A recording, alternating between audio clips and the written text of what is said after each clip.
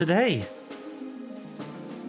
we'll be playing the remainder of the Omega quest line. Unfortunately, part of it has been lost to history because my VOD audio decided to self-destruct. So, the entirety of Sigmascape and a huge part of the questline, unfortunately, has no sound whatsoever, not even in-game.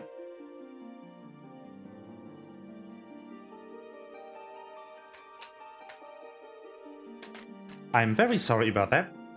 I still need to figure out how I want to fix it.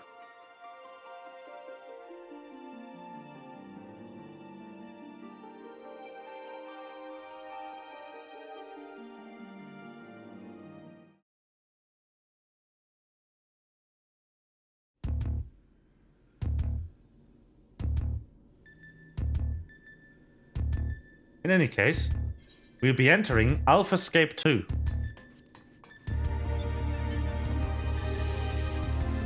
To fight one of Omega's memories. The memory of Midgard Soma when he was at his most powerful. Eons ago.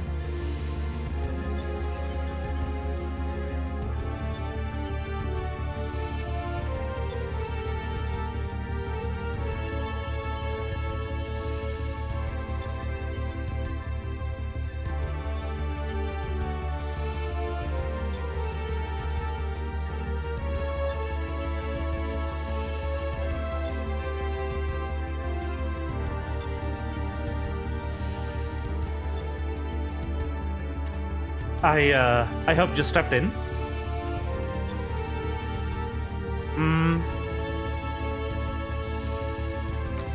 And, yeah.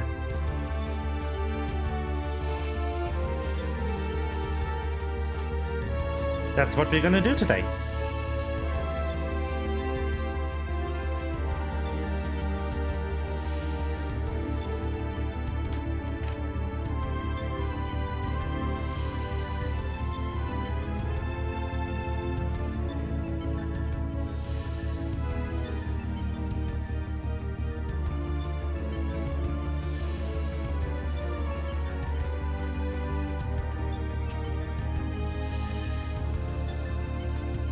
Well, but first we need to get through the queue timer.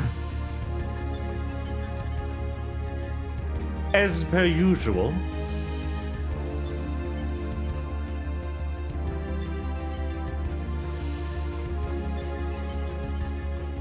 This will take a while.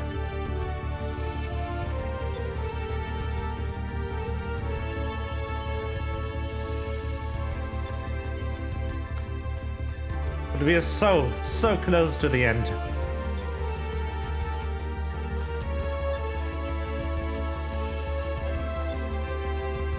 And by extension, so close to some of the best music in the entire game.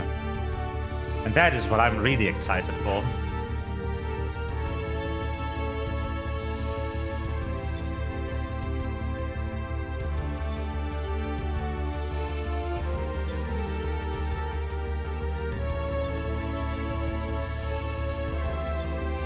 Because so far, it's all been old Final Fantasy battle themes. Final Fantasy IV, Final Fantasy VI, Final Fantasy I.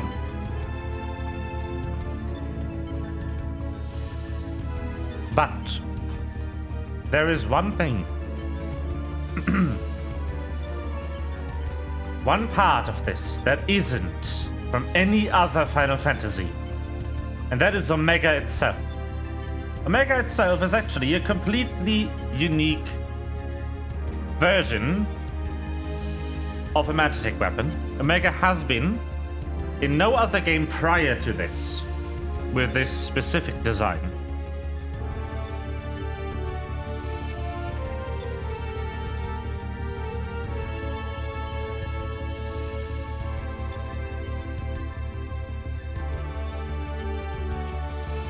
So that is going to be very exciting.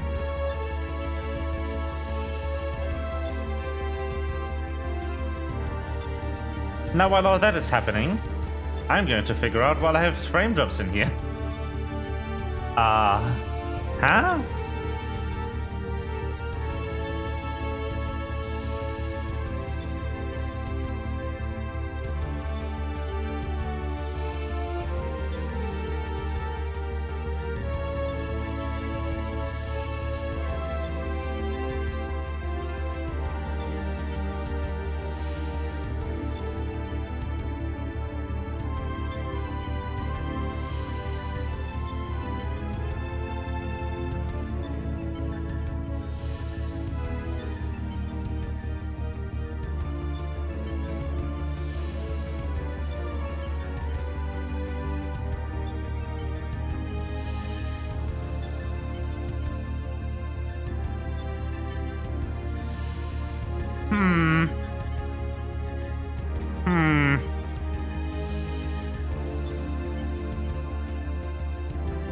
Nope, no idea. Might actually just be the place that's kind of laggy. CPU is looking good, GPU is looking good, none of them are fully loaded. I don't know.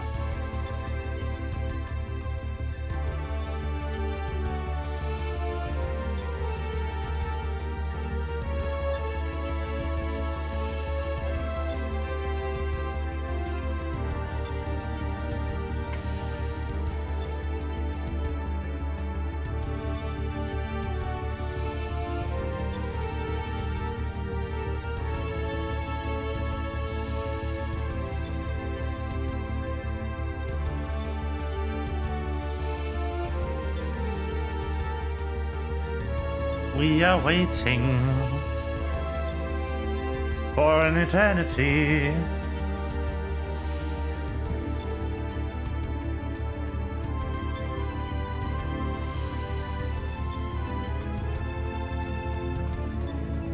Huh.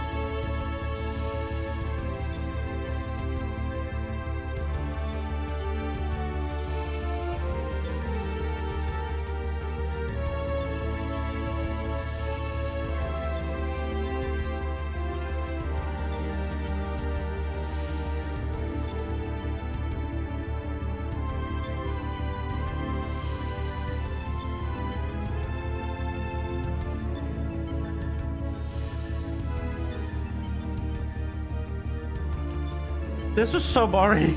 I'm so sorry. I don't know. It's just taking forever. Nobody's playing these. They are really old. The problem with old raids is if they are in this bad, like, middle ground spot where they are old, so that nobody's interested in playing them anymore except for completion, but they are also not so old that they are easily farmable. They kind of end up in this void where nobody wants to play them, and that's why we're taking forever to find our queue.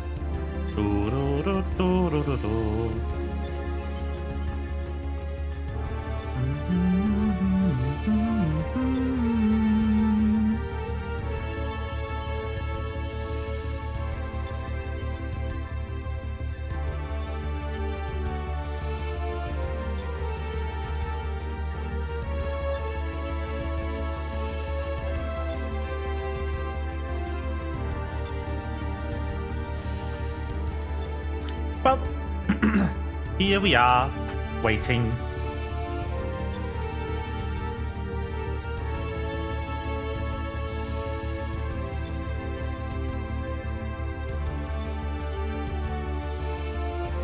It's weird how every now and again I just don't have frames. What the fuck? Maybe the... No, that's not the combination I wanted to press.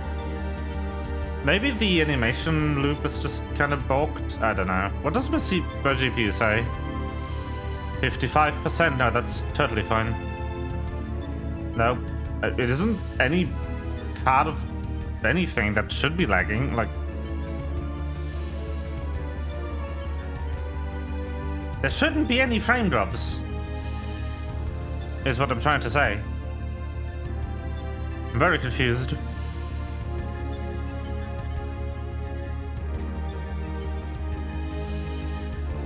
So why is there frame drops then?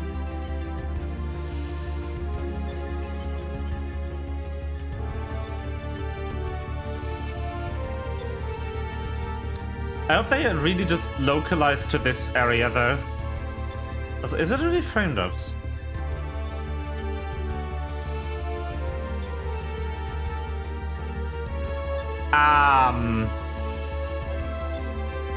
What?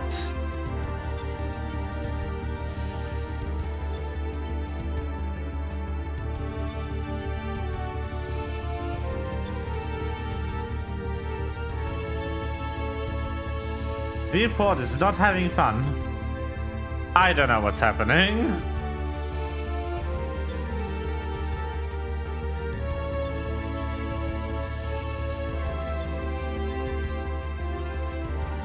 Now it's gone. Like, just like that. Just no frame drops anymore.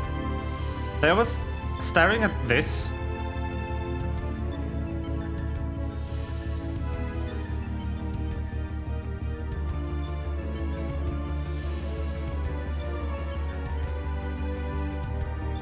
That's kind of giving me issues, I guess. So if I move my mouse, it's suddenly... What the fuck is happening? What? Why? What? Huh? What the fuck?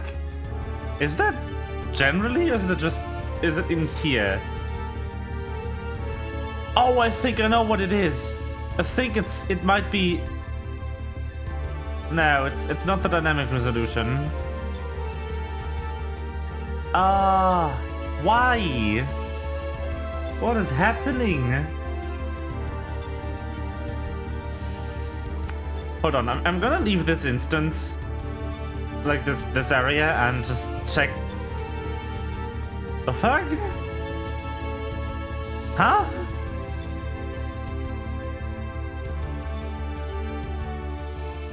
Okay, let's see. Does it happen here too? It does. Why?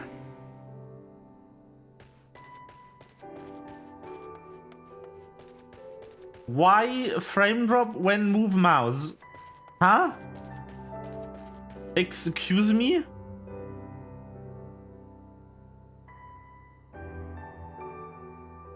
The fuck? What? Also, how am I getting more frames than my limit? What the heck is happening? I am so confused.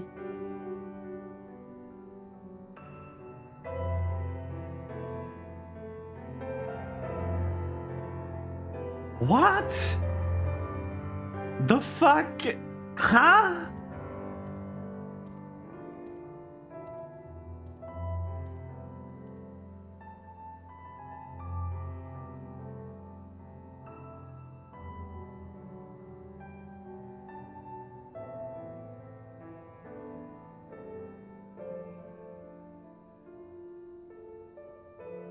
am so weirded out by this.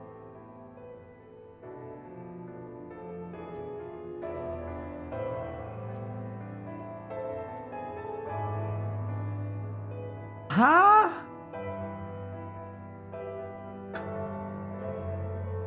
What the heck? How is that happening?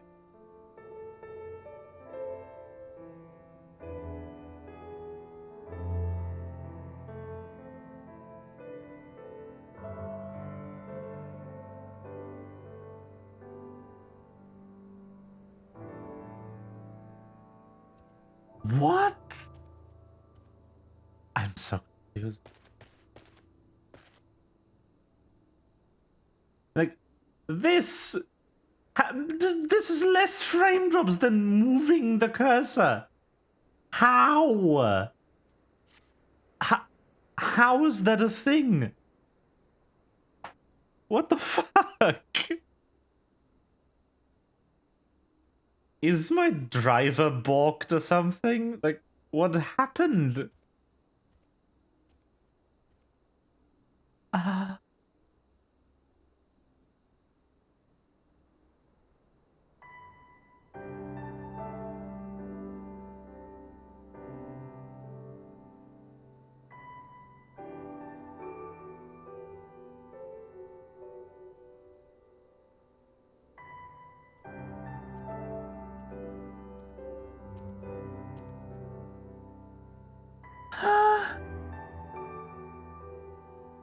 Nani?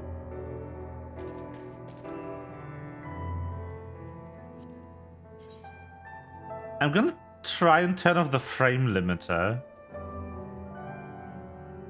Nope, that does have nothing to do with that. Is it UI resolution? I put this on high for no reason. No, nope. Does this happen on all settings? Sure does. What?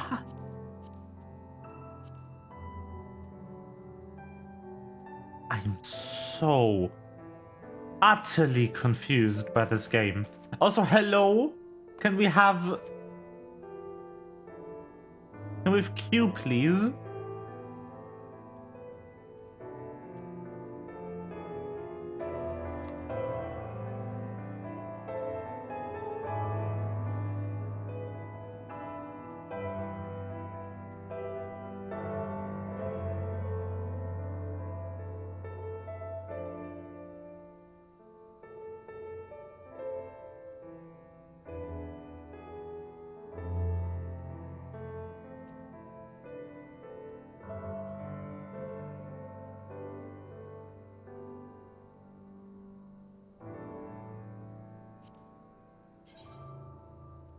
I am so weirded out by this.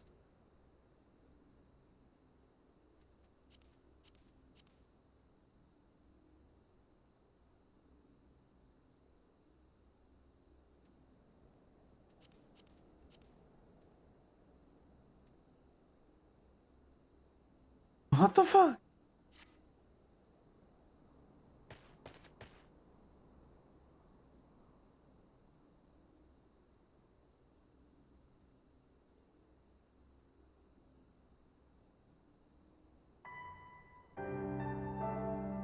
Ha! Can we please get into the raid, though? Hello?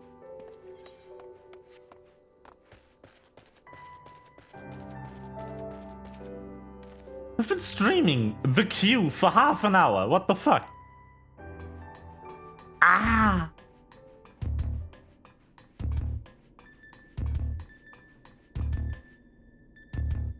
That is so weird. Thank you! Holy shit. Took you long enough? Game? That's a weird ass issue.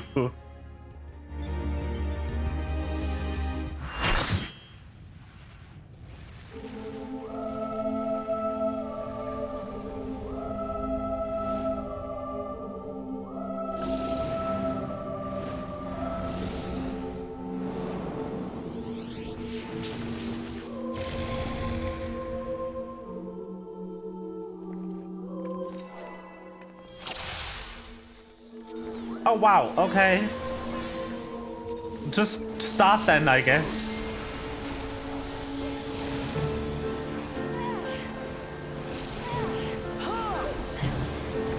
One, 2, 3. Cast this, cast that. Wacky.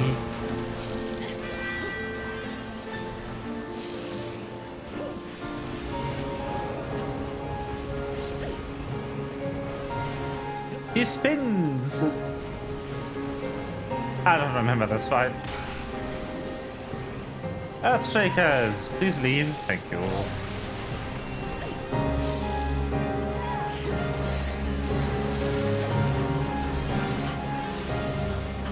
Get over here. Wanna, like, maybe include me in the stack? No? Okay.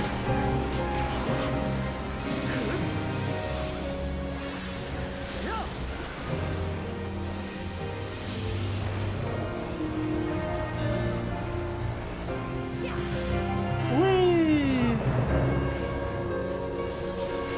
Aha! Okay. That's the other spinny. Got it.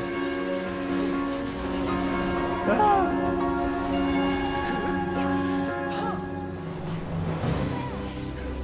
Bit loud, isn't it? Oh boy. Oh no. Oh, I'm so dead. Yup.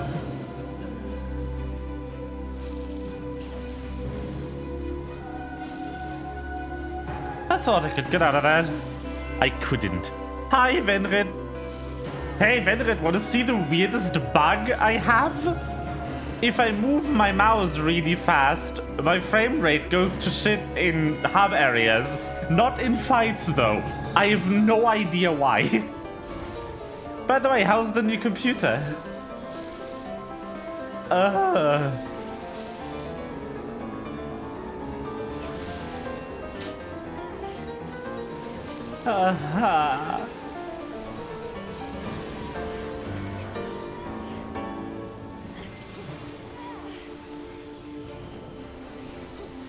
Oh god, that's a different spin. Why does he have so many spins?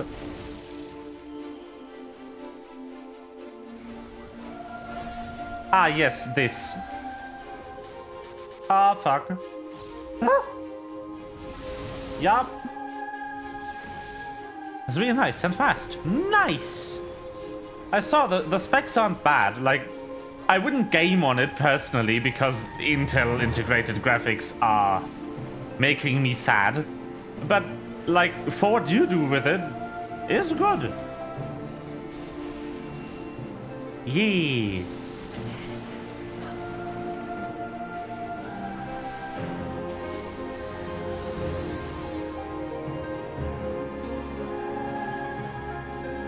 Minecraft! Minecraft good. Whee! Okay, I need to, like, get into my fucking combo. Stop becoming untargetable!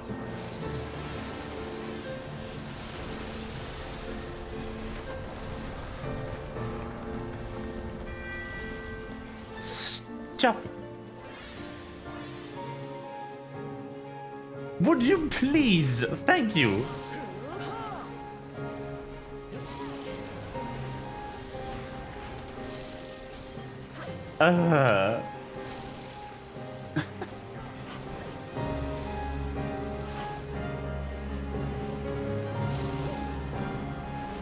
One and the two. All right, exaflares. My favorite. Is this the first exaflare? Or did they use it before? I don't remember. I don't remember if this is the first occurrence of exaflare.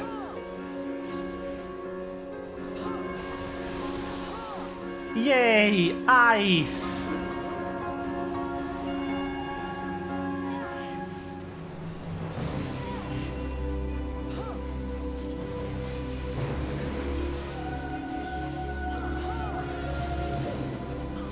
I love ice. Why am I walking? I have between the lines. I'm not smart. Ah, yes.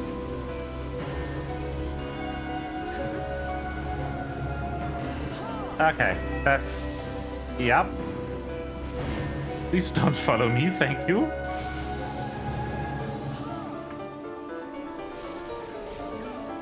You prick!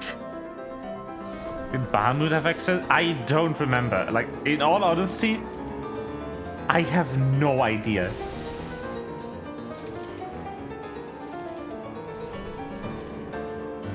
He might have. I mean, Bahamut is the flare guy.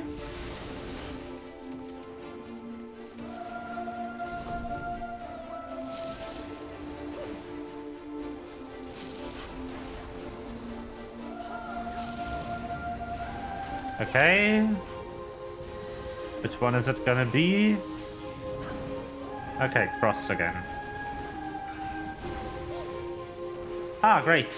Earthshakers. Also, actual Earthshakers. Like, they are called that. That is rare. Ah, hello.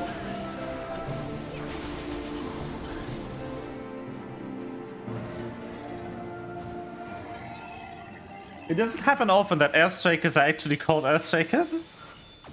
Oop. Delete.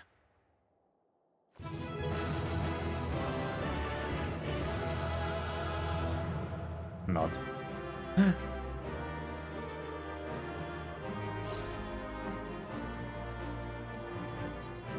No. I don't want more shit in my inventory. Sid! Another stunning victory reign. I felt the breath catch in my throat on more than one occasion. Yet, even as I watched the battle rage, I was struck by a night of thought. Did you notice the resemblance between Midgard-Sorma and Shinryu? Unlike most primals, Shinryu's form had no basis in any system of belief. I have heard the theory that Summoner was simply influenced by the majesty and power of the elder primal Bahamut. But now I am beginning to think there might be another explanation. That the primal took its shape from the ancestor of all dragons in Hydaelyn.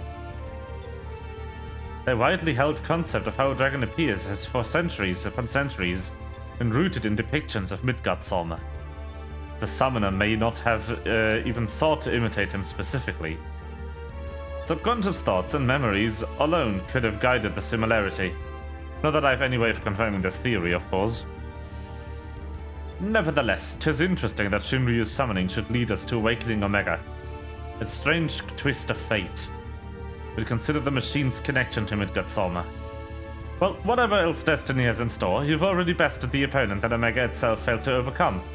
A feat worthy of celebration, I'd say. Yay!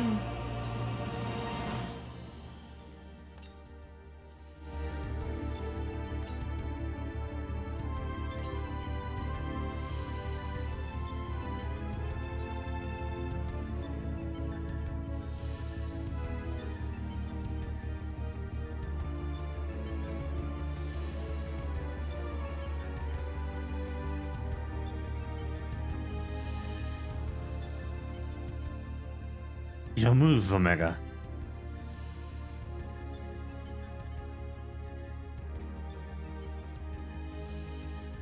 Alpha!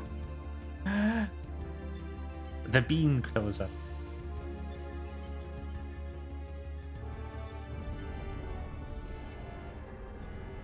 It begins.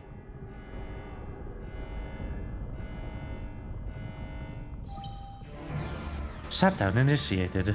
All core experiments and supplemental testing concluded. Discarding test worlds, system resources rerouting to primary operations.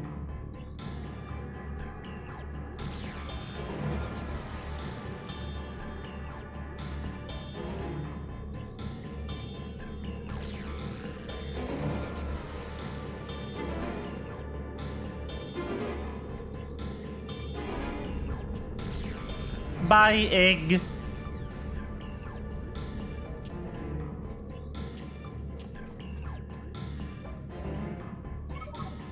Congratulations, Alpha Group. As the last surviving test subject, you have removed every challenger on your path to reach me. I too am eager to meet you in battle. The margin of error I observed between my simulations and your practical performances against Midgardsormr necessitates direct and immediate analysis.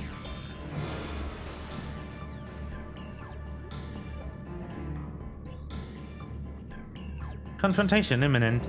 Prepare for unmitigated hostilities. Then activate the relocation device to enter the arena. It's time. This is it then.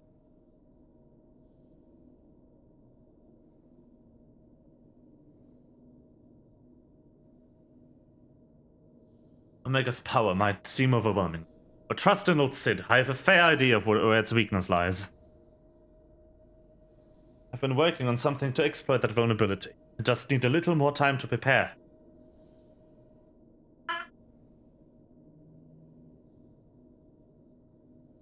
I need to pick up my blankie so I can be warm now that my space heater has turned from a space heater into a fire hazard.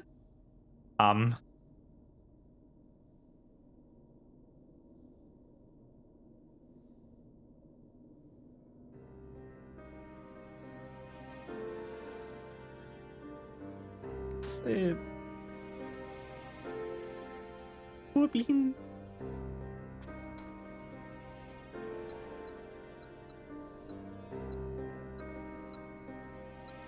First things first, we need to make a few adjustments here, like so. Alpha, do you have any of those tricks and tools left over? I want us to have as many options as possible. So let's lay our cards on the table, as it were. Whee!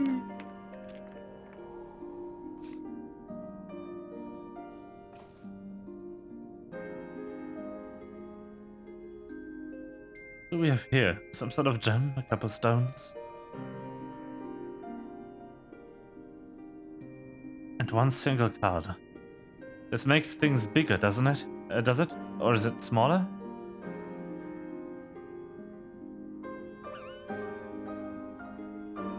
Right, it was rude of me to even ask.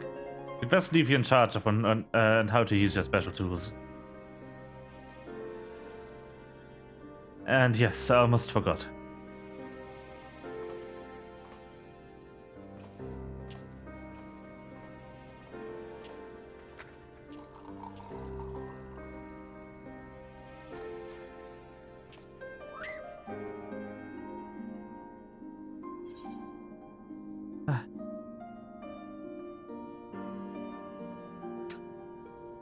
I'm sure you'll do fine.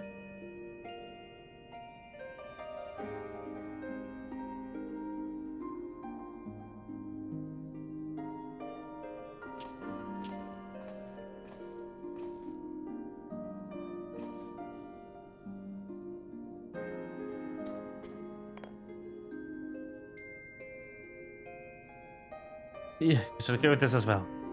I filled an empty bottle with the invisibility water from the kettle. It might just prove useful in the right situation.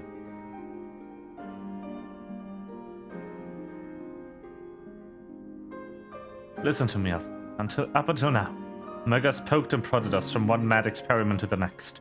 And honestly, you have no idea what might happen in there. But between us, I believe we have the knowledge and the skills to prevail.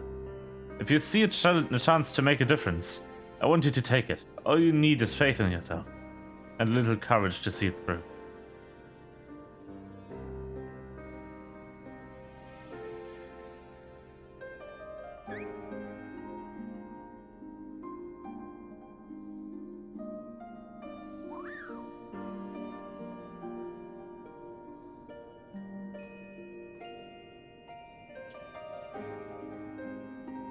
Right, Jesse should have that device put together by now.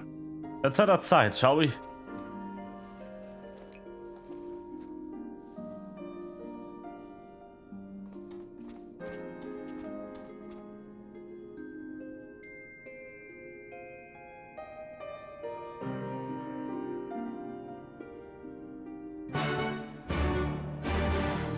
Whee!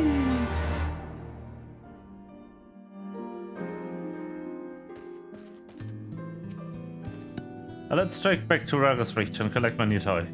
I just don't run through final inspection, so feel free to rest in town in the meantime. We'll discuss strategy the moment I'm finished. Wee. Alpha seems concerned about Sid's well-being. You have a feeling he wants you to follow him. Okay.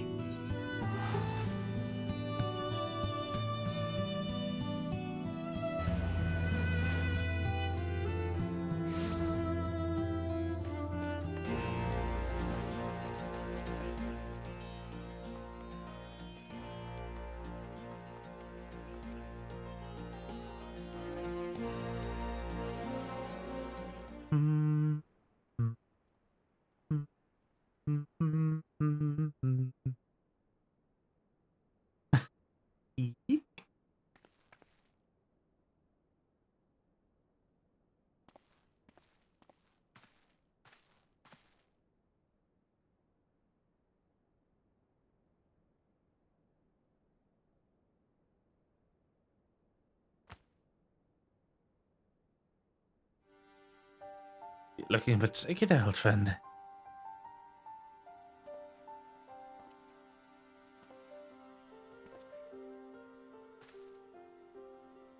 Nero, did they let you out of bed, did they?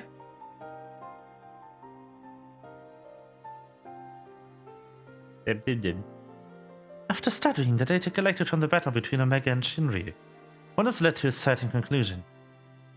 Of all the Primal's attacks, Shinryu's burst of lightning was the one thing that pierced the machine's defenses. Omega had what seemed as vulnerable to electrical energy. All the available evidence supports such a theory. There's likely an intrinsic weakness that even Omega itself cannot fully compensate for. Yet, be that as it may, I imagine it can still shrug off shocks generated by ordinary means. We need to hit it with a truly gargantuan blast of energy.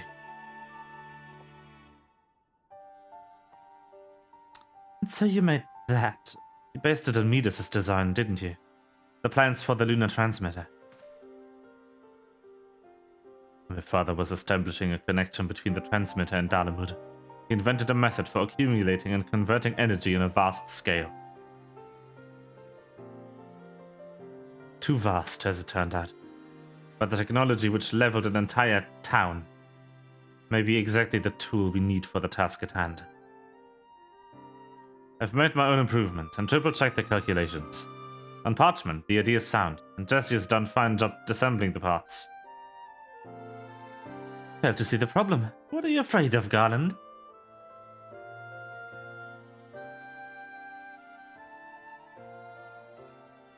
I don't know. The device should give us an edge the edge we need. Just... Whenever I look at it, I'm taken back to those dark days of the incident. I remember bodies melted by searing heat. I remember the bereaved and feel the weight of the silent accusations. I remember the Empire's remorseless response. We turned outwards in search of answers, but the inventions we created to ensure a future were used instead to destroy lives. To wage war. That's why I fled. I came to Eorzea and swore to only employ technology for benevolent ends. Not as ever so straightforward. Every connection I have fought with the people of this realm reminds me of that fact.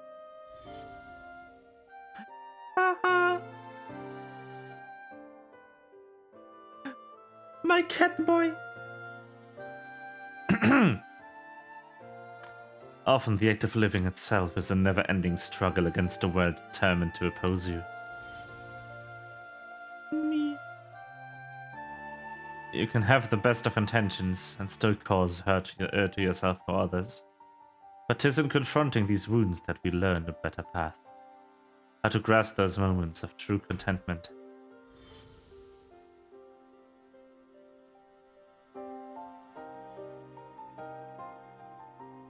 What drivel? You never used to bother with all this tedious introspection. Feeling on mortality, are we? Mayhap I am. I had no such hesitation when I was a student. It was all bright and shiny innovation on the double. later consequences be damned. Now though, I don't mind thinking through the outcomes and taking the time to produce just one rigorously tested and carefully designed invention. Tis a reflection, I think, of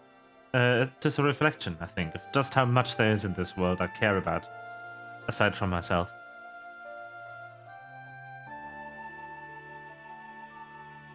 I don't understand you at all.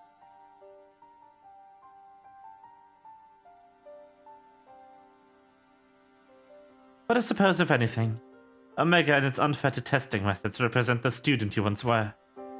And if you insist that your present self is the better one, then you'd best prove it with that advice of yours.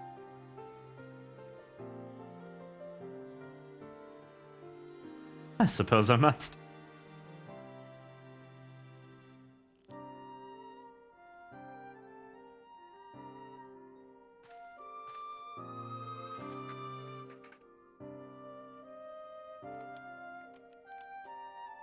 Although it is hardly fair to compare my youth to Omega's solitary existence, I always had the second best student in class pushing me to excel. I seem to recall a twinge of irritation any time he would outscore me in an exam. I've been out of bed too long. What I could have done before I fall over or vomit.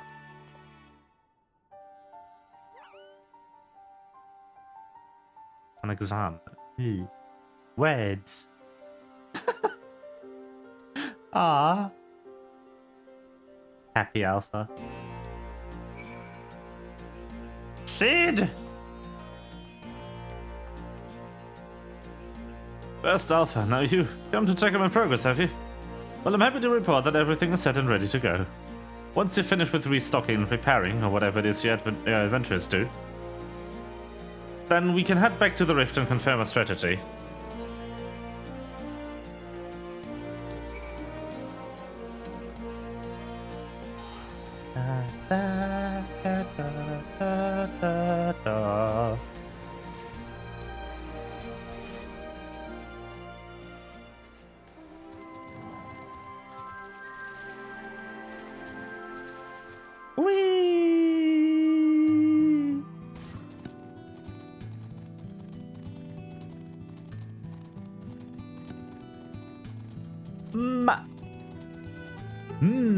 Tribe Ranger.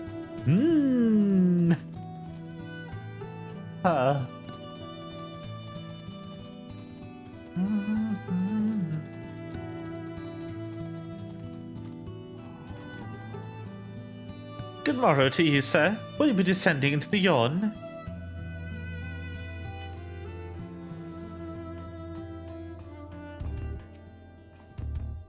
Apologies for the delay. But I think you'll agree that Ironworks' latest invention was worth the wait.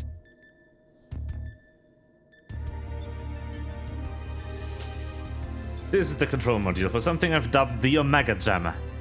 It will allow you to generate a colossal burst of lightning at any point of your choosing. The effect won't disable Omega itself, of course, but it should be strong enough to knock out its armaments.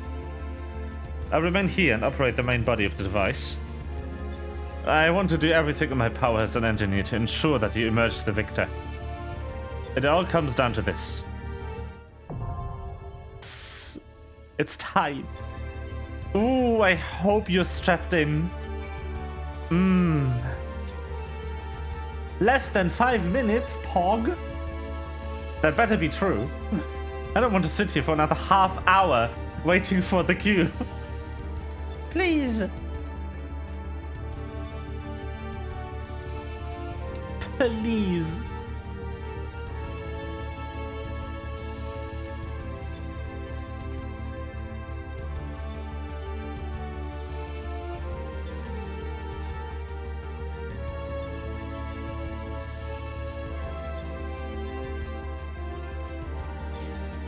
Ah, yes. Louder. Ooh. I hope you have those dance emotes ready.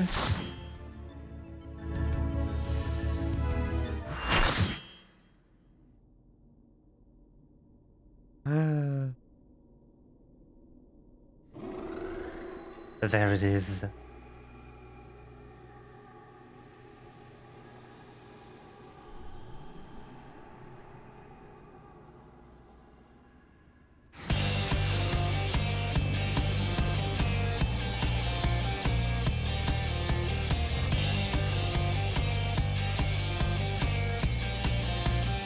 Yes!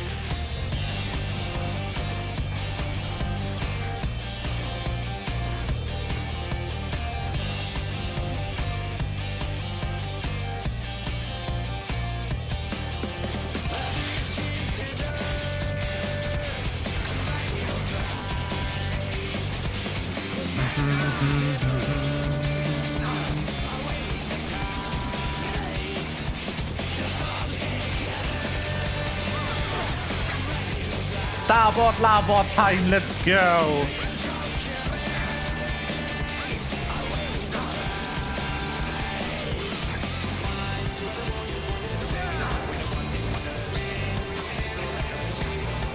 Please, Liz.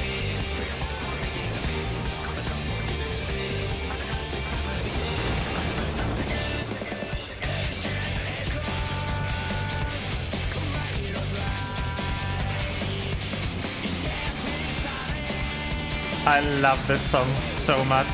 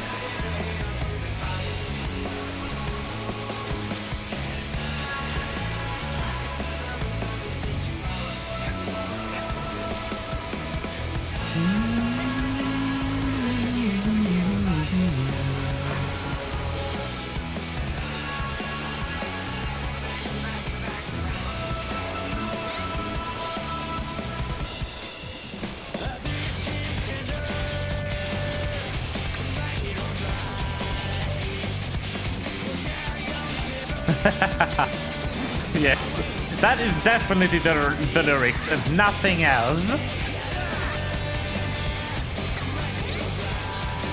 There would never be any other lyrics.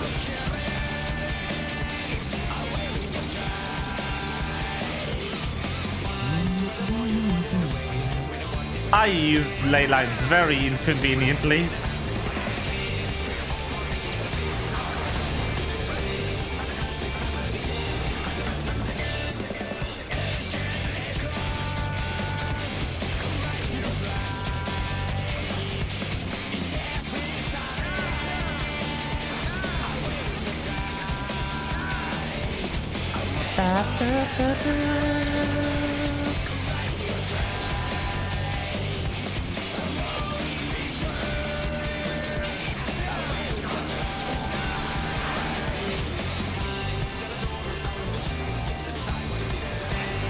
And here we go.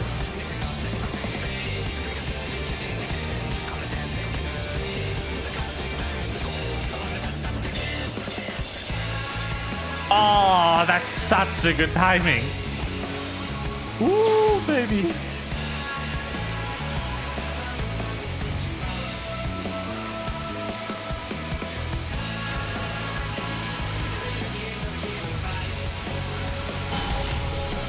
Let's go! Woo!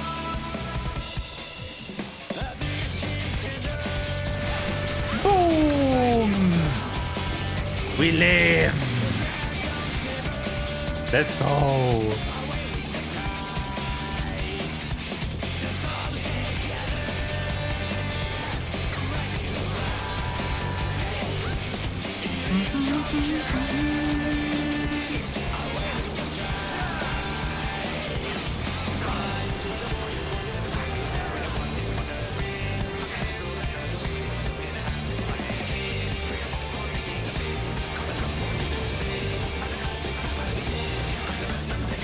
F.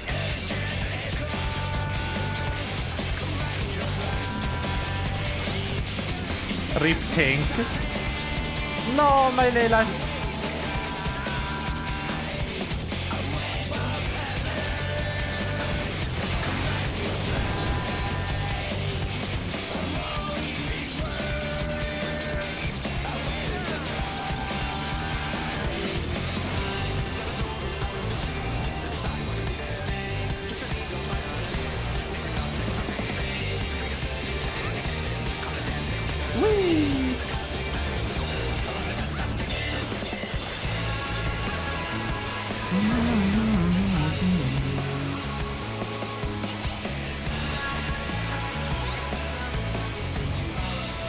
Ah, fuck. Oh, it's in lava again. Ah!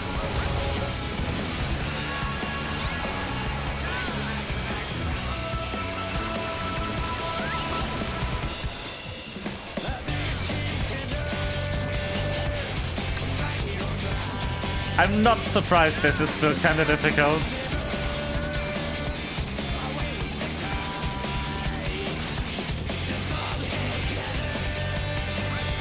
No, the stacks. Okay. I'm just fully resetting now. Crap.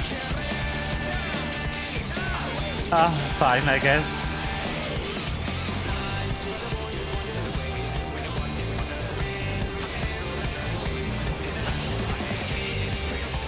Okay. I'm in a good spot.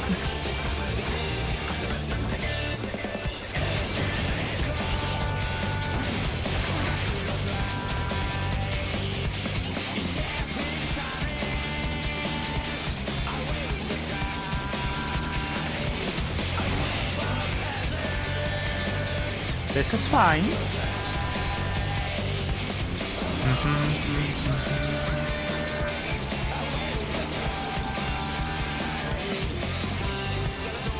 People just kind of move on to you as a black mage.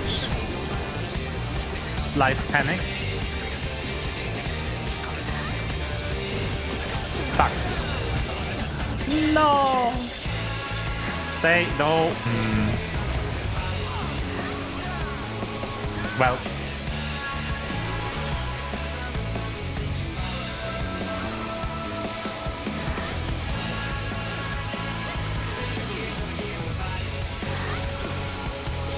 Nice! Ah, there we go.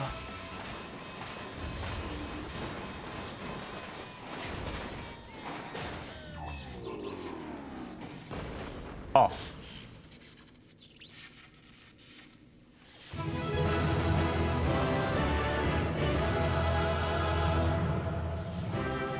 Hey!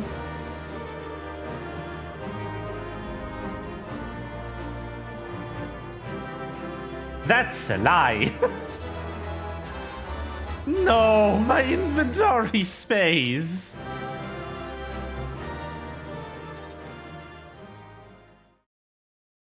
Alpha escape complete. I've been lied to my face.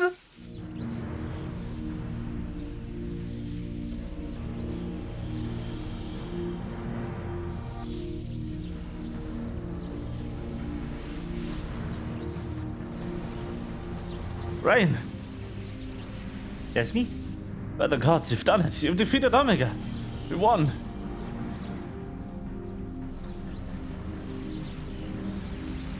Analysis. Subjects displayed erratic levels of combat capability. Failure to exploit opportunities to inflict unavoidable damage. Noted tendency for isolated errors to compound and adversely affect performance. Conversely, subjects observed to launch attacks at sporadic intervals, with unexpected force. Stated phenomenon increasingly prevalent once my structural integrity reached critical levels. Adrenaline-induced frenzy suspected. Ah, Omega's talking about the limit break we didn't use. Furthermore, degree and manner of inconsistency varies from subject to subject. Unpredictability difficult to counter. I observed similar anomalies during my battle with Midgardsormr, but the phenomenon appears to be far more pronounced in weaker opponents.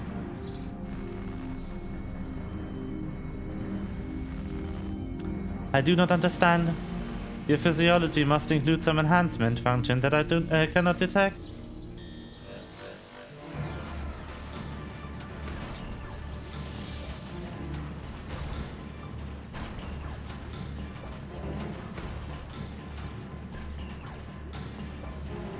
My programming demands I assimilate this capability. Insufficient data. I must reassess my methods and devise a more exhaustive testing and combat protocol.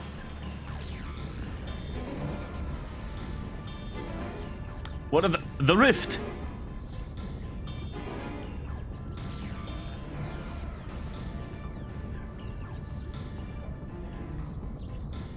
I have determined the optimal form of this for this experiment. Prioritizing physical configuration, diverting energy from interspatial maintenance, collapsing rift. Omega, wait! There's nothing outside this rift but empty space. We'll be cast out of the void. Affirmative. Your demise was factored into my determinations. The probability of hostile subjects interfering with the configuration process was unacceptably high. I acknowledge your value as test subjects, but you are not irreplaceable. Once my reassembly is complete, I will send Alpha to lure in new mortals. Testing will continue. Ending communications.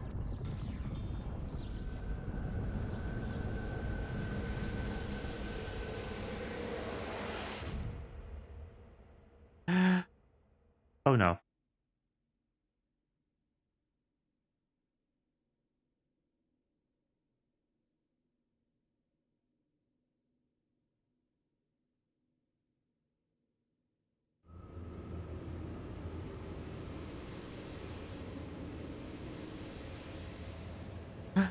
No, Alpha! Rain, run away! Rain, run!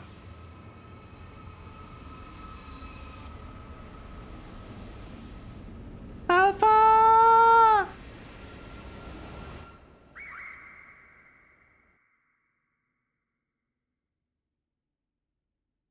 Trauma time! Yay!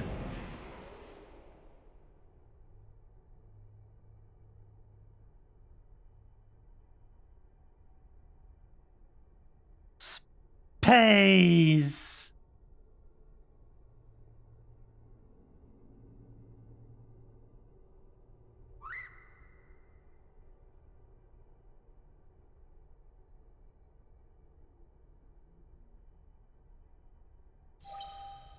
Interspatial domain resources cut by 82%. Entering dormant mode. Commencing automated memory scan.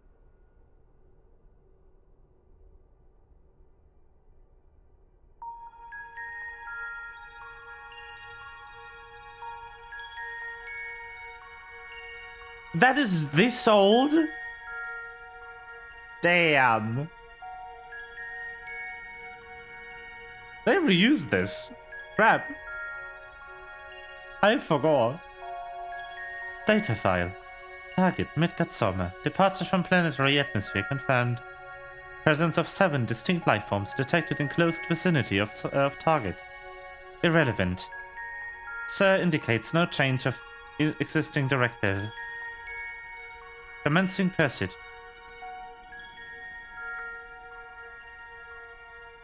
Sir? Data file. Distance to target increasing. Velocity insufficient. Dismantling and reconfiguring chassis. Velocity increase achieved. Overall performance maintained at 96%.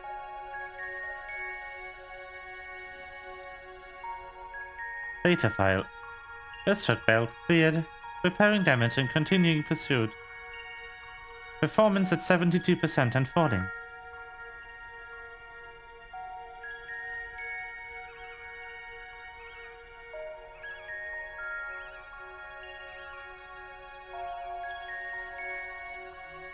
Data file.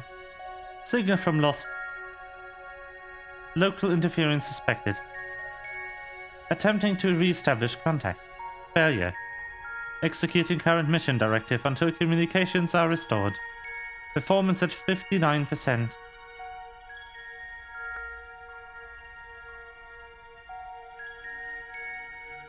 Data file. Struck by electromagnetic pulse while navigating quadrant. Partial systems failure. Homing coordinates lost. Assessment. I'm an evolving weapon construct. Acquire adaptations through combat. Repeat until capabilities enable rediscovery of return route. Mission directive unchanged.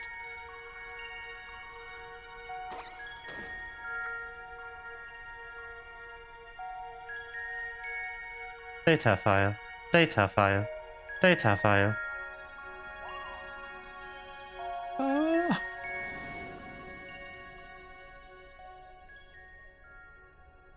No, Alpha!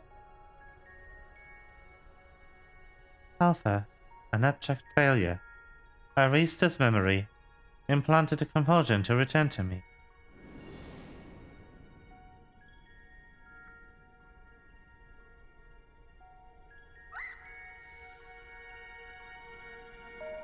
Ah. Data file. Damage repairing. Damage repairing. 33%. Data file. Passing frozen star. Passing barren star. Passing vortex star. Passing dying star. Operating on minimum energy. No signal detected. No response to.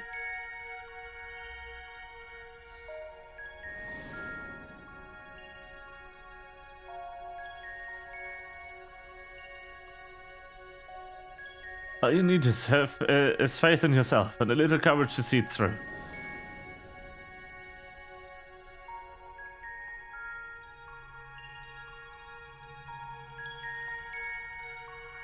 Data file.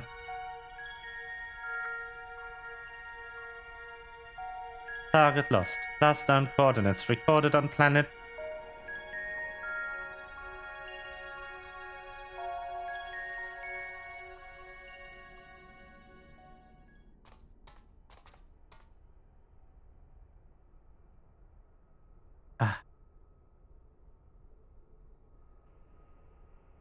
Orb.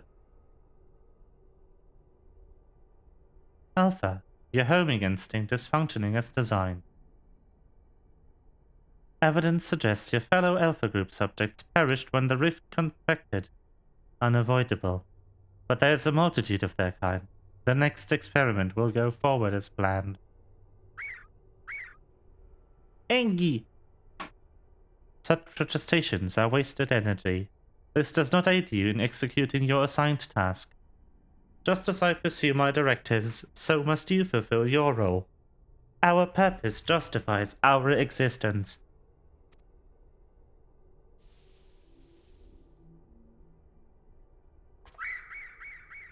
No!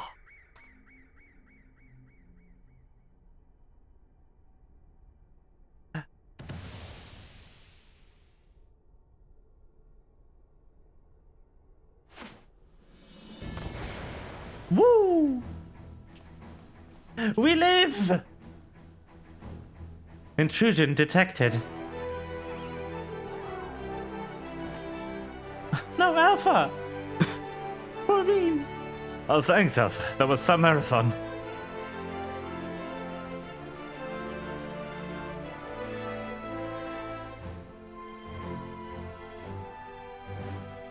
Now, who was saying our feathered companion was obsolete?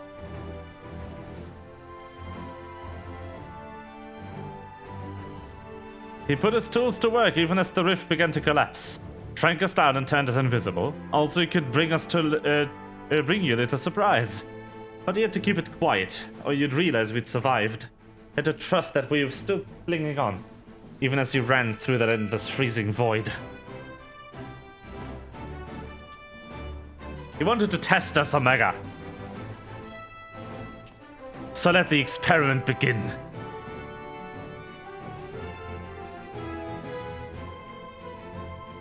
Illogical. Alpha had no reason to take such action. How do you continue to defy my projections? Error. Error. Error. Insufficient data.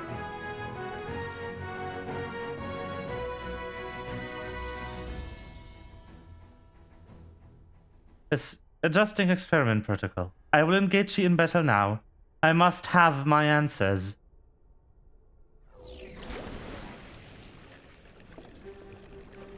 Ah.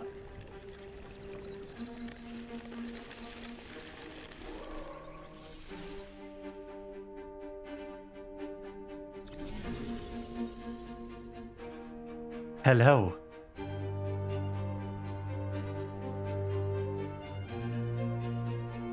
Fighting in this form should provide me with a new level of understanding. Insight into your physiology, your mindset, your mortality. We'll show you how weaklings fight.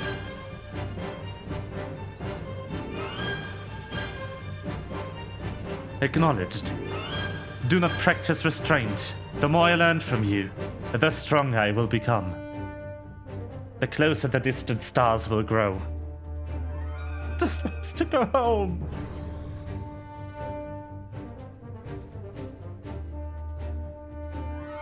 Commencing final experiment. Testing will continue until I unlock the nature of your anomalous strength.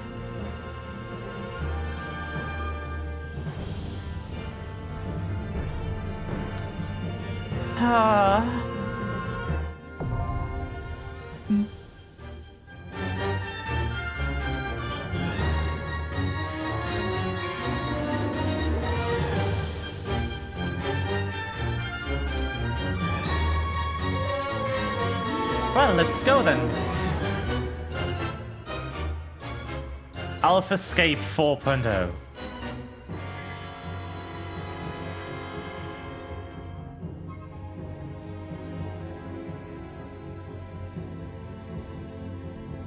Hello.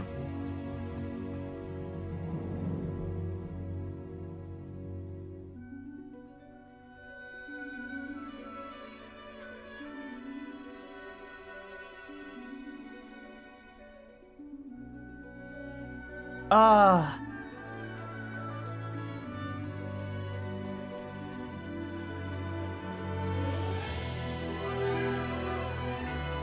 Ah, boy.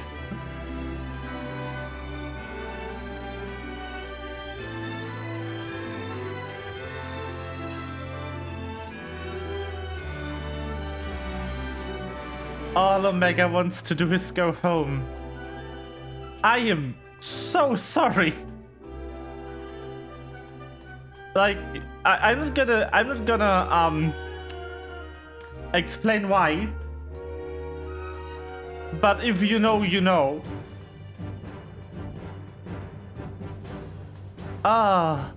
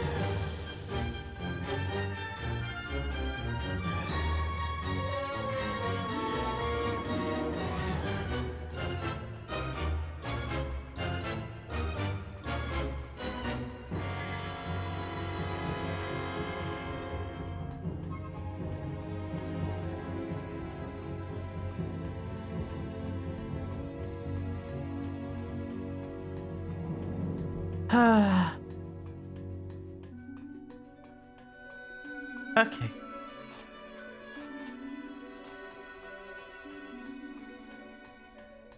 Man, I can't remember tearing up so easily when I played Stormblood back in the day.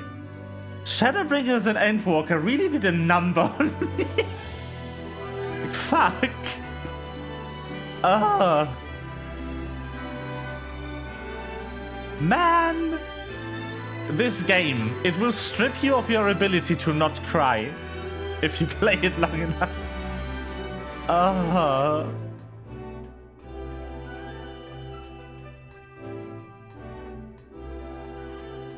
Holy crap.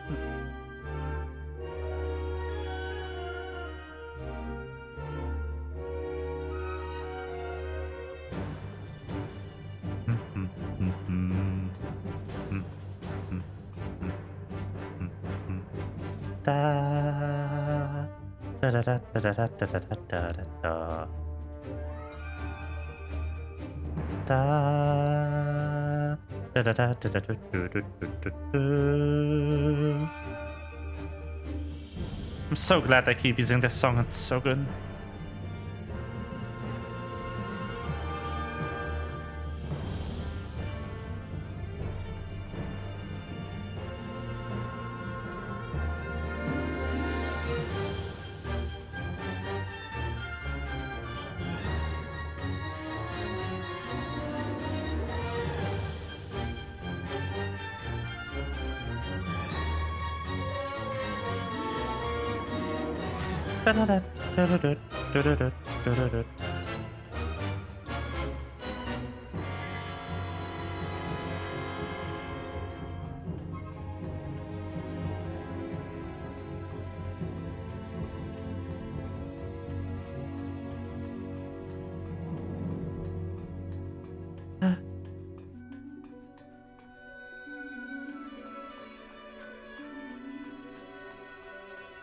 Ah, well.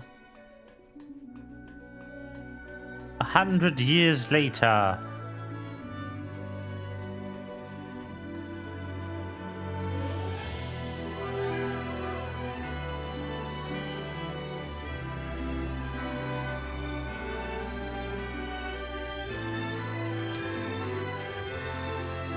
Some of those long waits again. Where we get to reflect on our choices. Ah.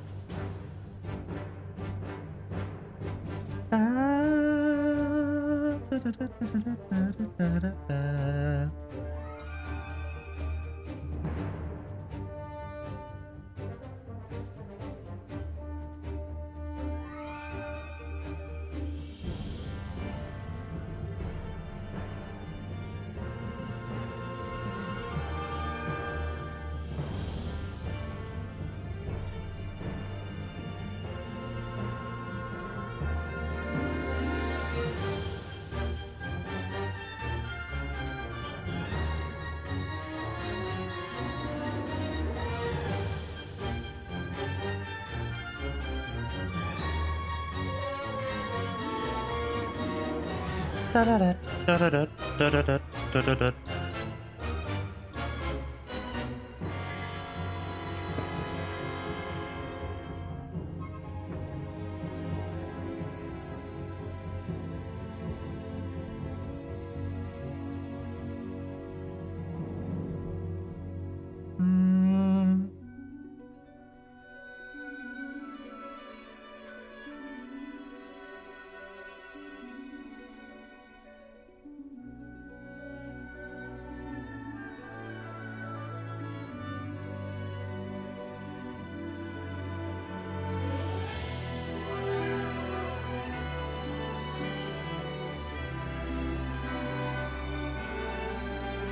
We are waiting.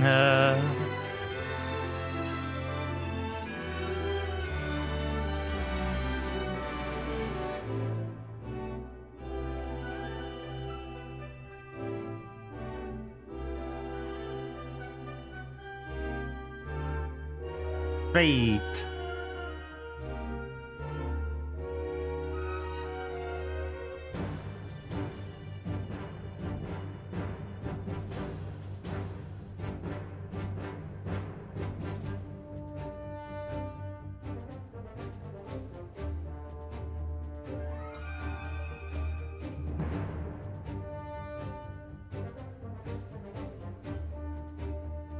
Well,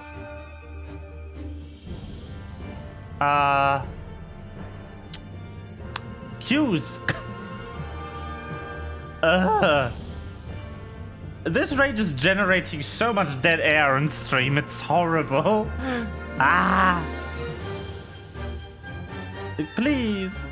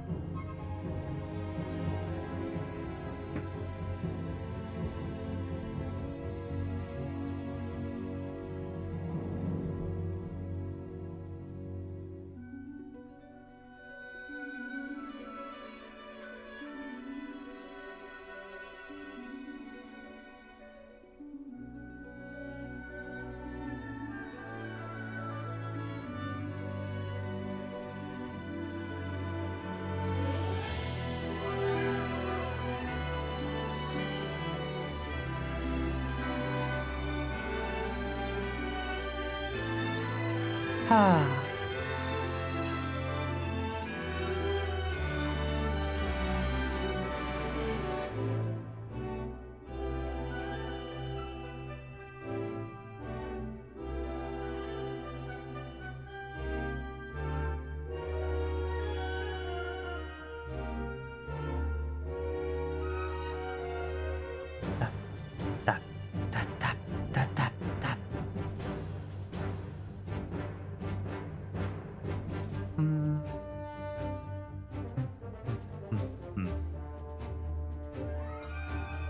Okay.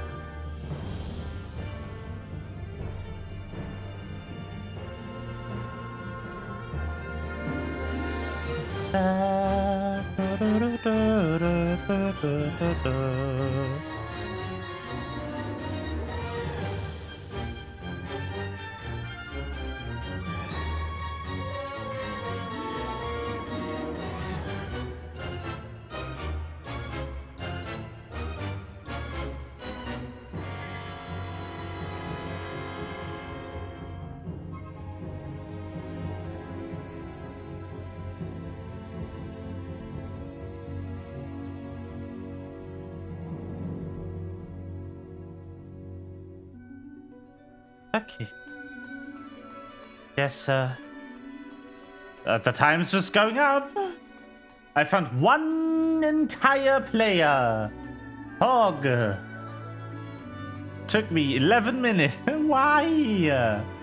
Stop making me search for cues for like 15 to 20 minutes. Please. Is no one playing this? What the fuck? Ah. Man.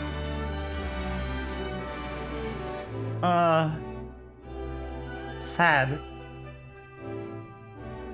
Oh, man.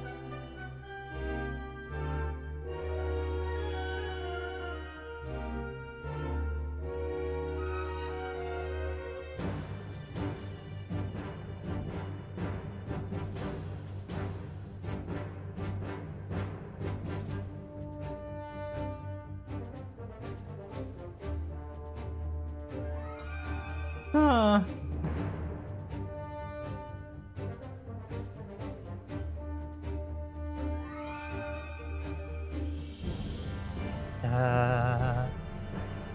Da, da, da.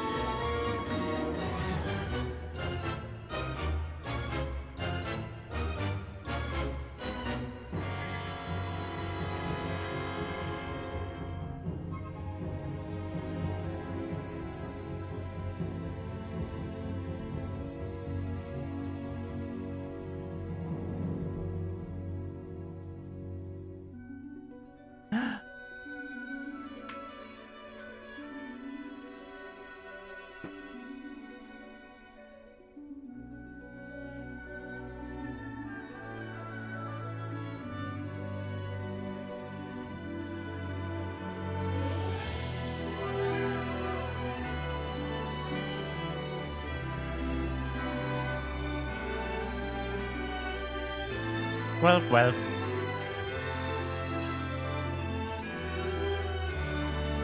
We're just waiting for things to happen. I'll just sit down with Alpha and sit. Sit. Hello. It is me. The Gnui.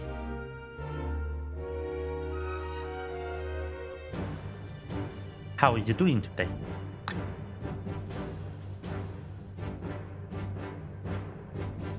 I hope everything is going swimmingly.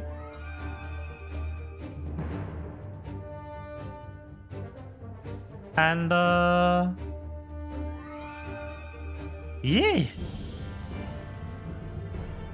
we are here waiting for something to happen in the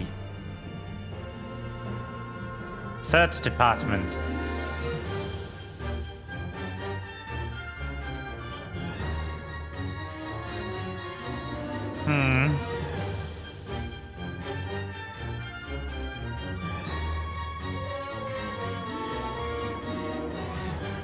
I don't know.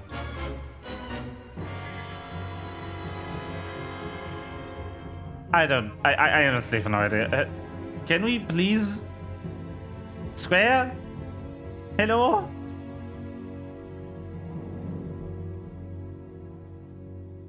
I beg you.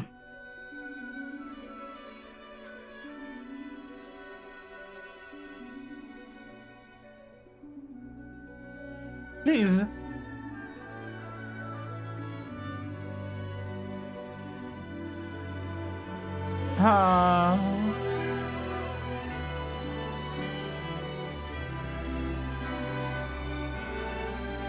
I don't think this is, I don't think begging Square Enix for cues is helping. I don't know.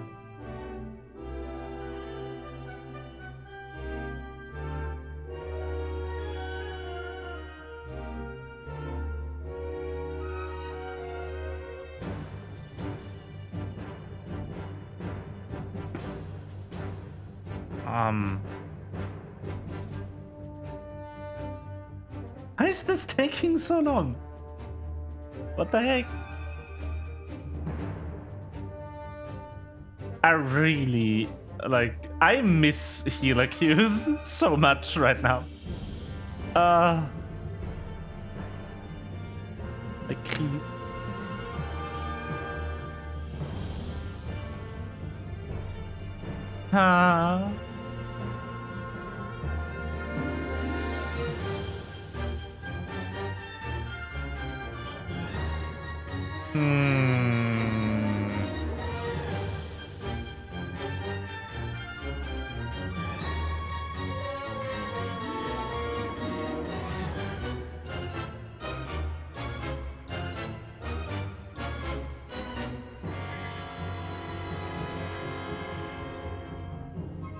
Oh boy.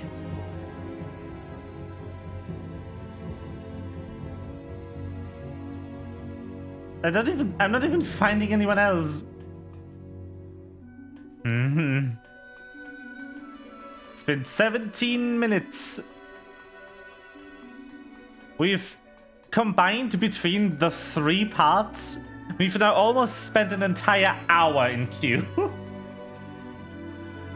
1 hour of this stream is just waiting for the fights to happen. What the fuck? All right, remember the bug I was talking about, Venred? Look.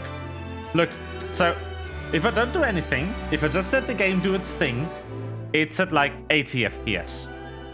If I just randomly rotate the game, it drops to 60, which is like fair. It's constantly re-rendering everything. But now, watch what happens to the frame rate when I move the mouse. What the actual fuck? What? Why? Why is this happening? I don't understand.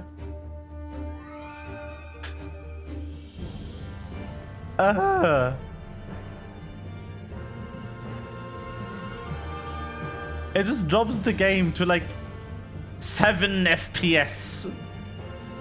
But ironically, only in these scenes, never in battle. This game's weird.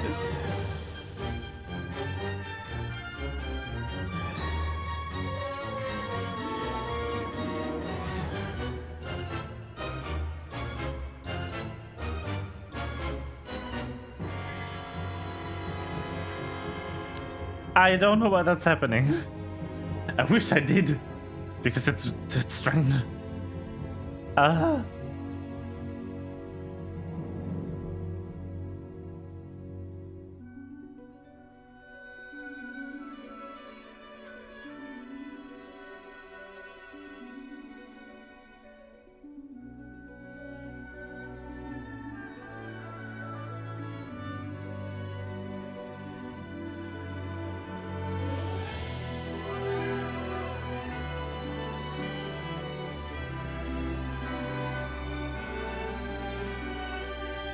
Hooray! We did it! AlphaScape 4, let's go! Deleting frames. Why? Why does it happen here? And like, not when anything's actually on screen? And why only if I move the mouse? I don't understand.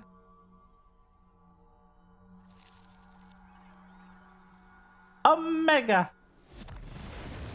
Hello. Pretty boy. Machine. Ah, yes.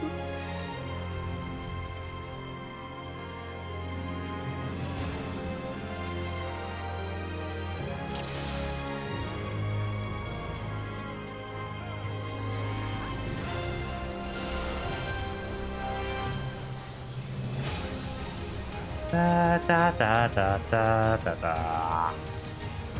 Da da da da da da da da da da. Da da da da da da da da da. Fuck. No, I'm not gonna stack with you in the AoE. What the fuck?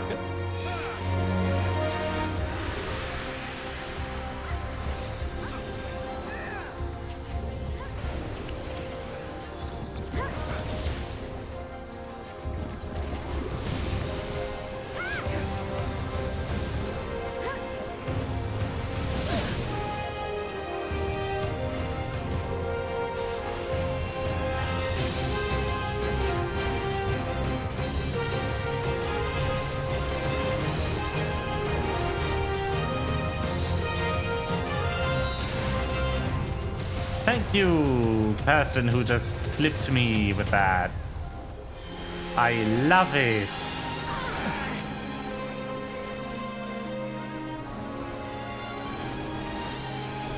Great.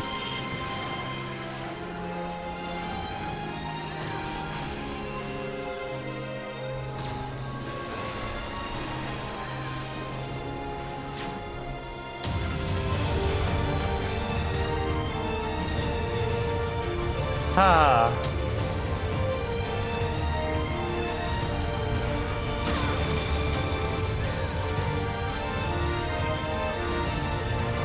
Omega.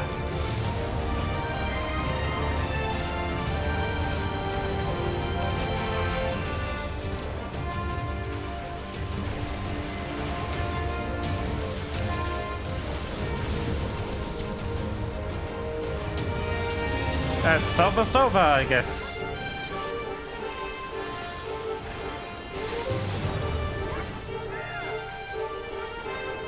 Bonk. And bonk.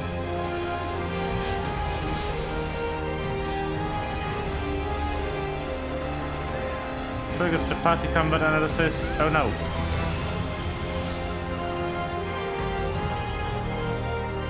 Oh, it's not over. Oh no! Who would have seen that coming?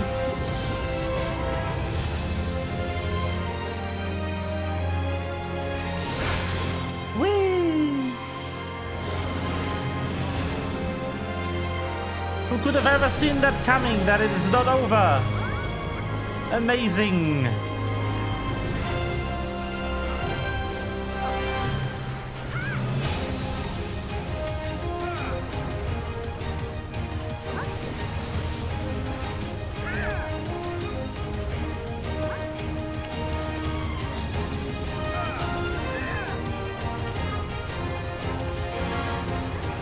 But now it is over. Or is it? Haha! Fooled again!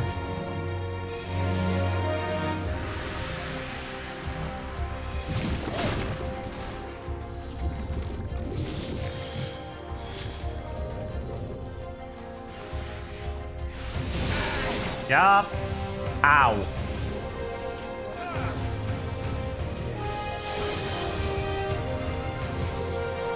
It is never over.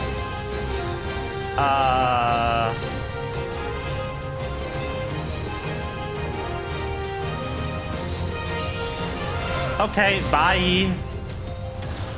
I love getting rezzed but not healed. I also really like the tank dying. That's my favorite.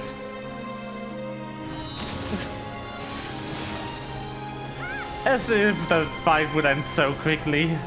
Oh, that'd be nice.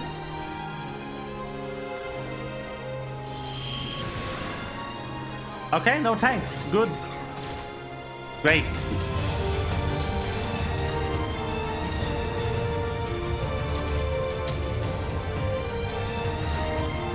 And I'm stuck in lag hell. Oh.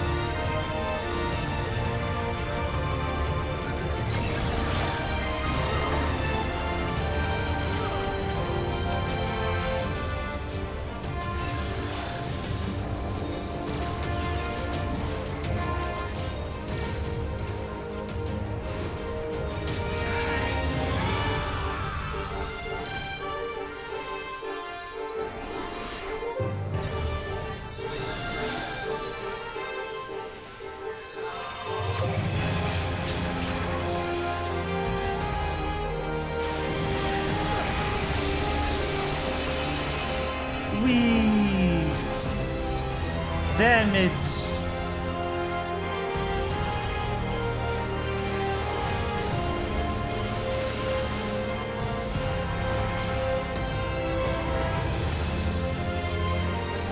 Wow. Okay, so this arena also has the frame drops, by the way. This is borderline unplayable.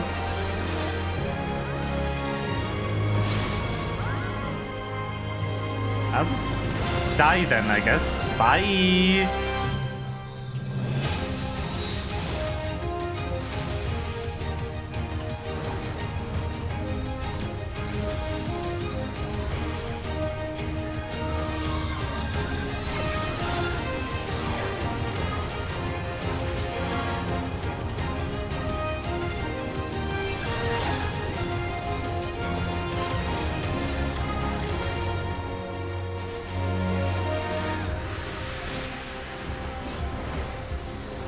Wee.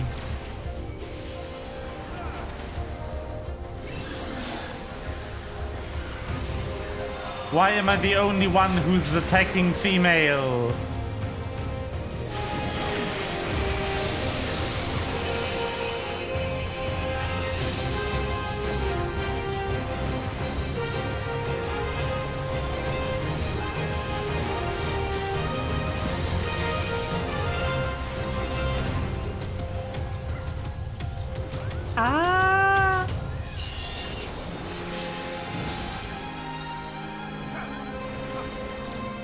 Great.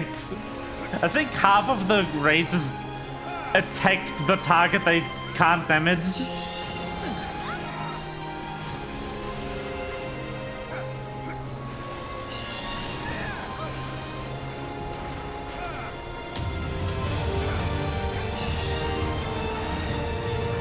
Now we just get to bask in the glory of Enrage.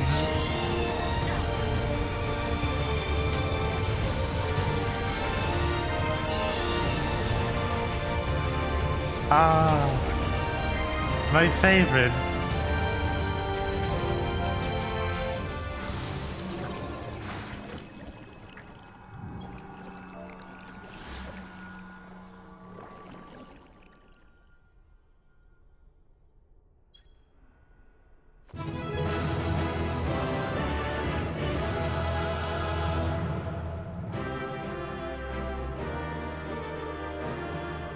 OMG!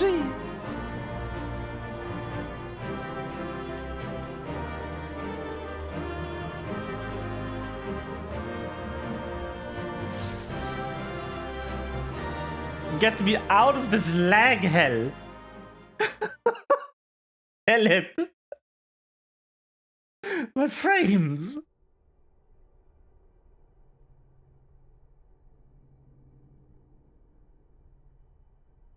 Why?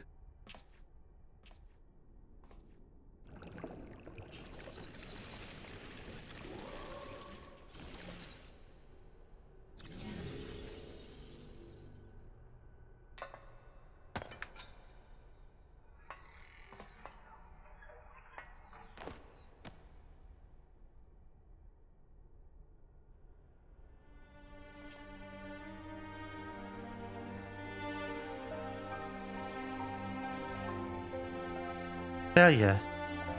Defeated. I wanted to understand you, to assimilate your strength.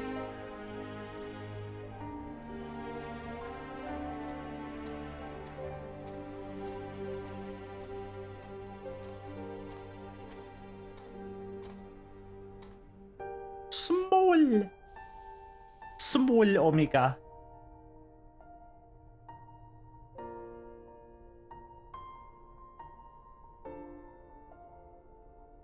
Alpha, your gesture serves no logical purpose. You're as incomprehensible as these mortals. But you did not fight them. How have you become like them?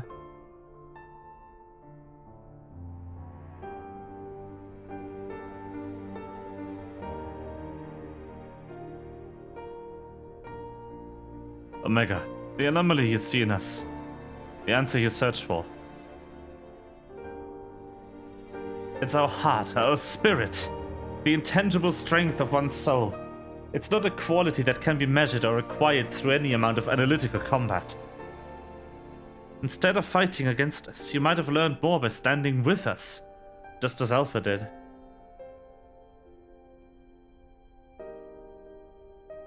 Heart. You speak of something more than what beats in your chest. The inconstant, immeasurable factor behind your victories. Midgard saw me displayed it too, but such unpredictable potential was never part of my design. Projection. Had I integrated this quality, how powerful would I have become? Strong enough to return?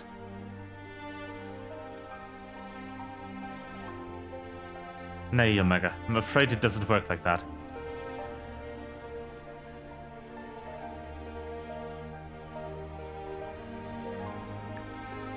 It was a long, lonely path you traveled to arrive here. To return across the vast distance alone, anyone with a spirit to break would find the journey more difficult, not less so.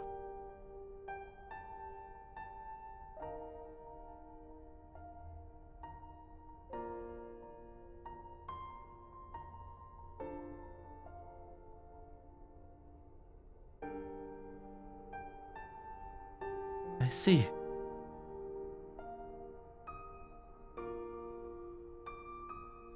I think I understand.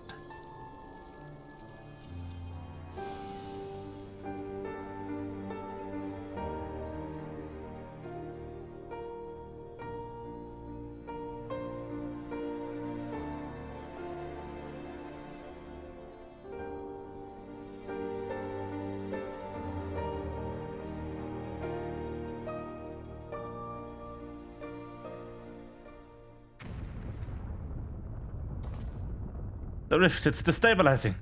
Gods take me for a fool. I hadn't planned to pass defeating Omega. Durgan!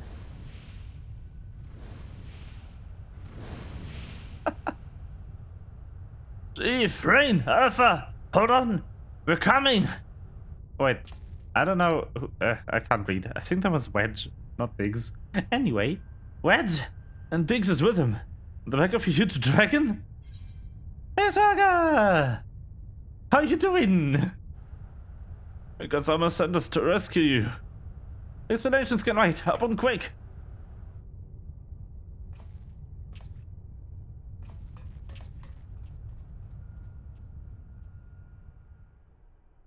Dragon.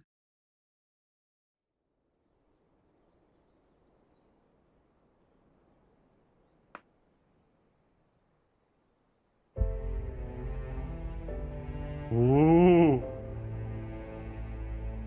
The theme. Restwicker, wasn't it? Oh, thanks. You pulled us out of this tight spot indeed.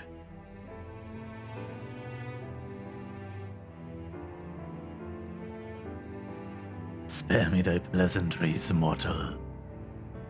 I but lend my wings at the request of my sire. Ah, so Midgardsorm has been watching over us. I would dare give thanks to him as well. His intervention allowed us to continue our battle, and forever remove the threat of Omega from this world. from all worlds.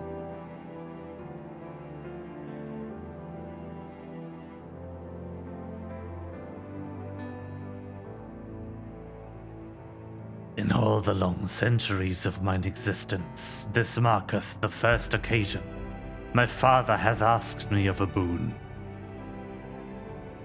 A gift of gratitude, and mayhap of atonement, for those who would face the deadly foe he left behind.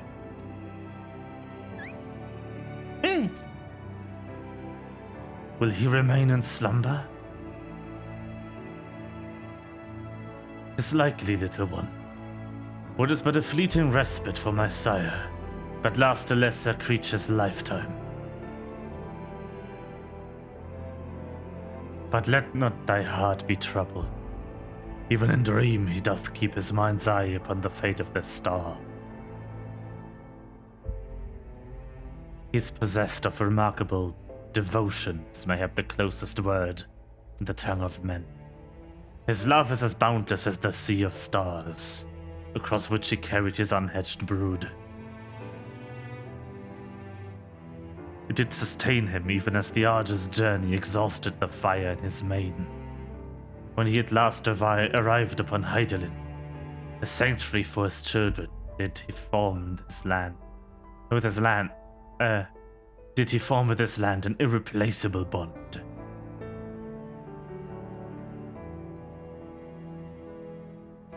Enough. I have spoken over much, but I will praise your victory, as my father would surely wish it too, were he here.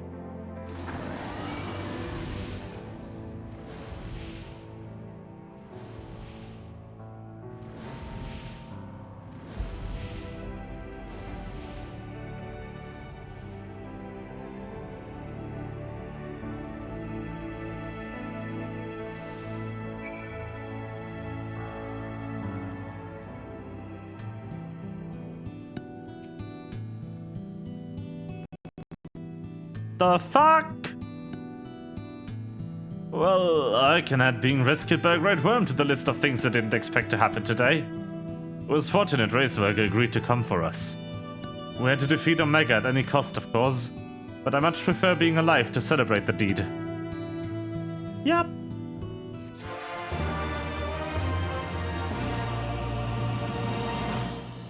Ew. I'm so glad we got you out of there. I don't know what it would have done if Raceworker hadn't come along. I forgot the voice I gave him.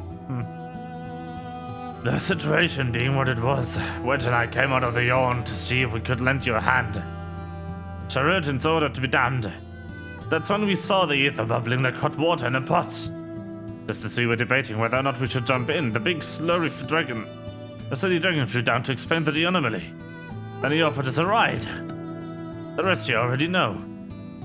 Jesse will be relieved to hear the Omega's gone and you lot are safe. So we head straight back to Roger's Reach and let everyone know the good news. Yay. Sounds good. Alpha staring quietly into the now empty yawn.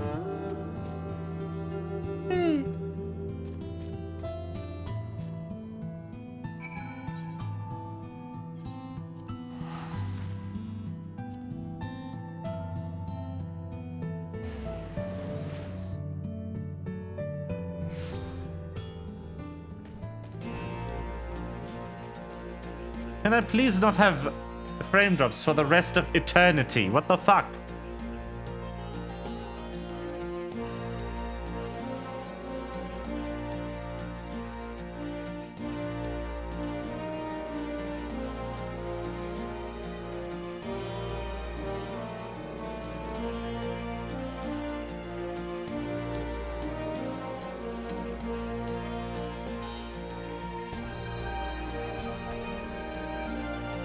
I don't get it. Why?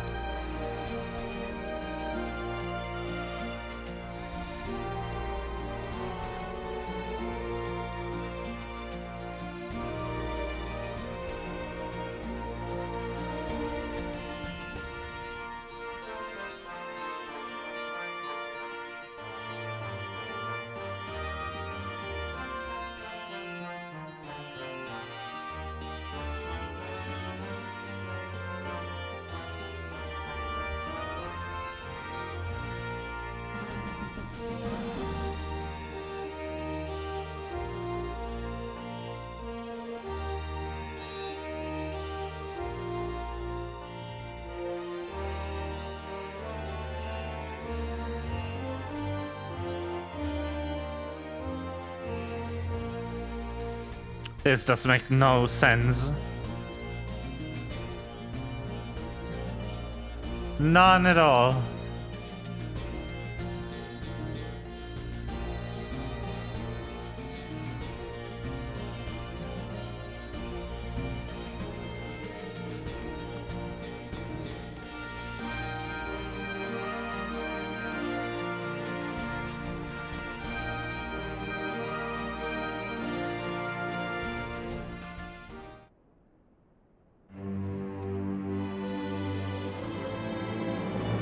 Welcome back, Rain.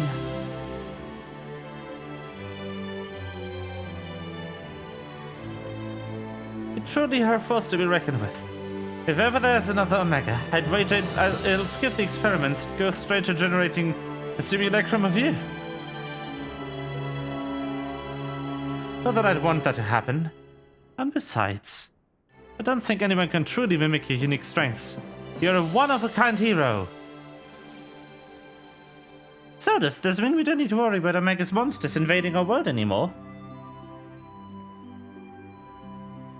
Aye, all of its creations vanished along with the rift itself. With Omega defeated, we averted that particular catastrophe before it began.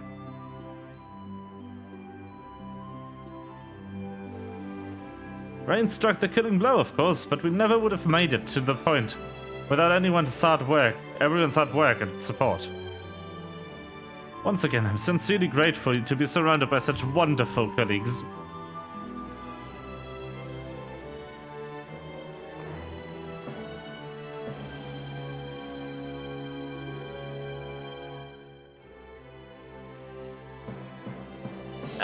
Not to spur the moment, Chief, but the Alliance leaders are anxious to learn of Omega's fate. When every head of state is clamoring for a report, we can't very well ignore them. How much do you mean to tell them? How much indeed. All of it. When it comes to a threat of Omega's magnitude, we have a duty to reassure our allies that the world is not coming to an end. And the best way to do that is to report every last detail. I'm surprised at you, Chief. I was almost certain you'd want to muddy the waters to prevent knowledge of this technology falling into the wrong hands. Something similar. Ha!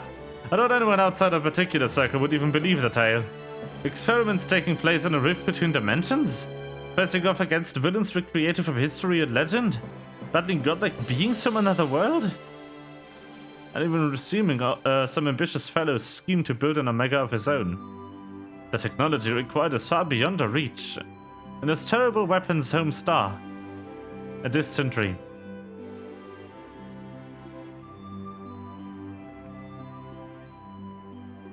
Right, yeah, the Chief, we missed our chance at the front lines, but there's plenty of work to be done. Round up everyone who's standing idle and get moving on those reports, and don't forget to contact our people still in the field.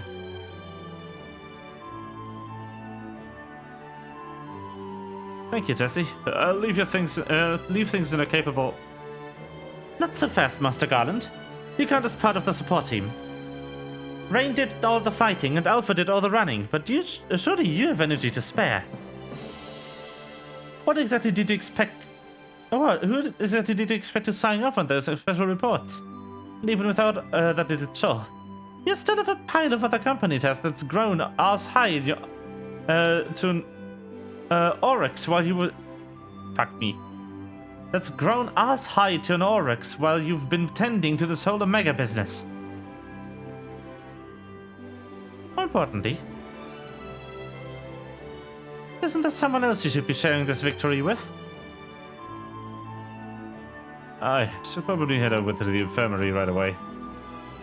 Meanwhile, you should take a well-earned rest.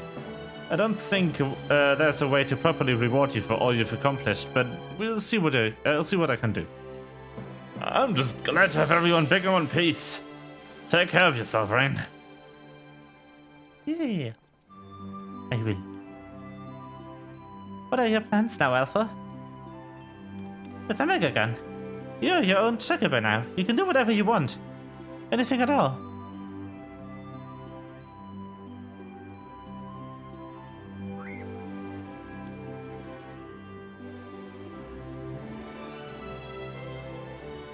You want to go outside? You have someplace in mind? Come on, Wedge. Get those Lalafellings moving or I'll leave without you. On my way!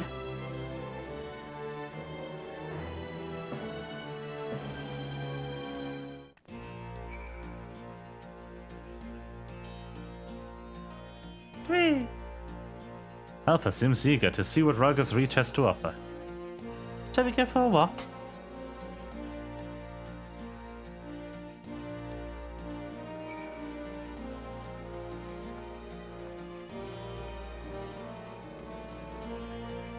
I didn't have these issues yesterday. This is weird. Something is not right.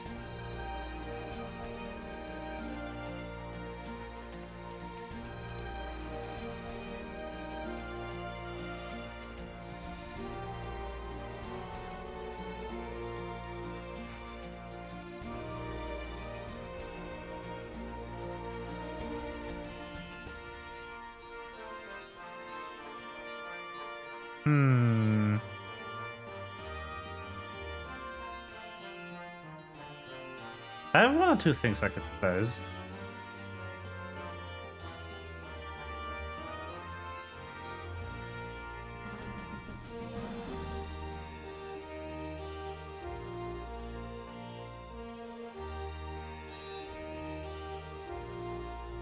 But ultimately, I don't know what could be causing this. Wait, what's this? Where's this running?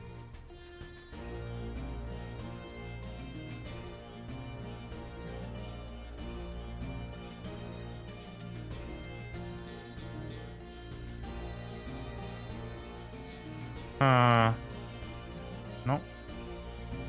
Nope. This is so weird.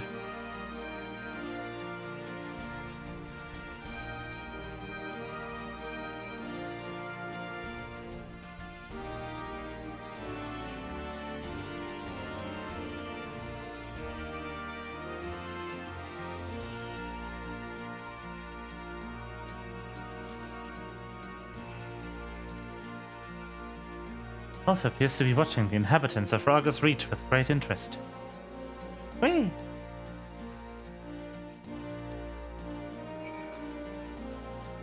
Speak with Alpha! Again! More speaking with the bean. There's so much bean to be spoken with.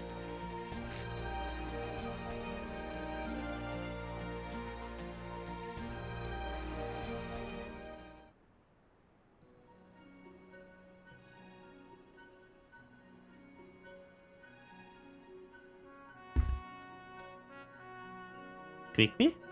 Oh no.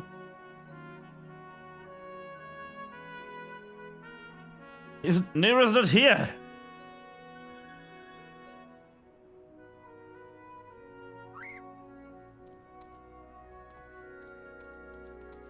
Oh, Nero's not here? Question mark? I don't know.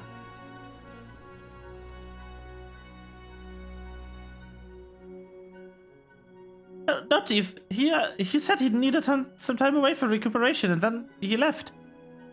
Recuperation? His wounds must be troubling him more than he let on. He asked me to give you this. What is this? A receipt for payment? It covers the cost of following items, additional machine parts and implements, supplemental reference duplications, expenses incurred in upgrading Magitech armor and gun hammer, funds spent on idle research during enforced convalescence.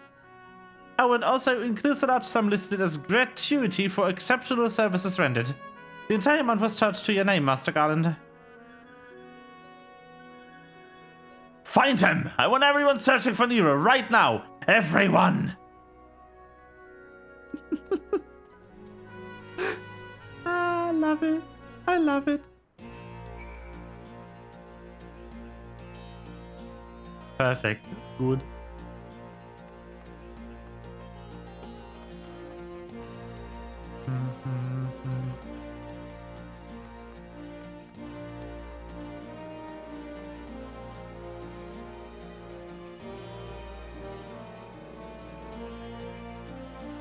Quickly!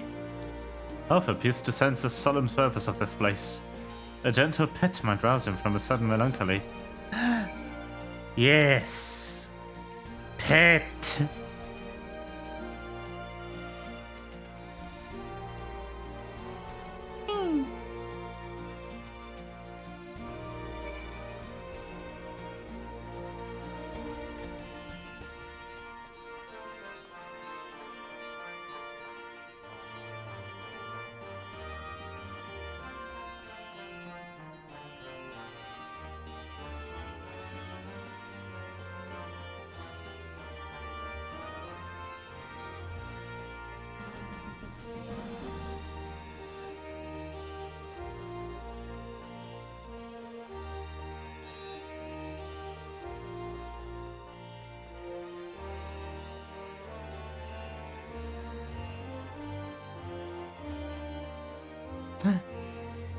Alpha.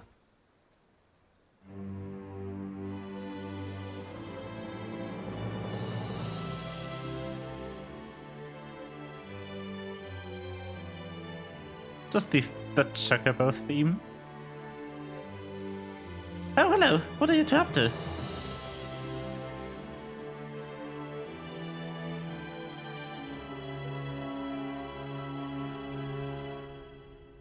Taking the sides, were you? Ah, but look at things, you're eager to venture a little further afield. Me? Well, if Ren has no problem with it, then neither do I. Just don't go too far, alright?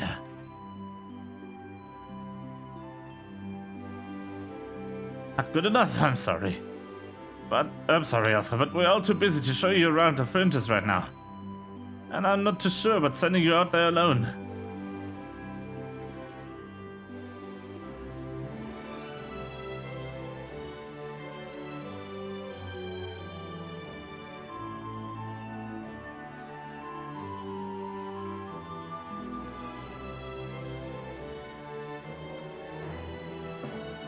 When you think about it, this world is completely new to Alpha.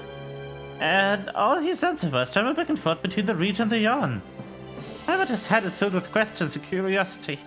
He doesn't want to be taken for a walk, he wants to go on an adventure.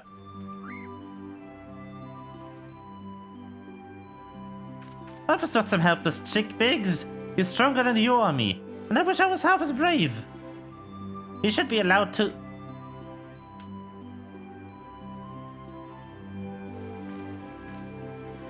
Listen, I'm going to talk to Chief about this.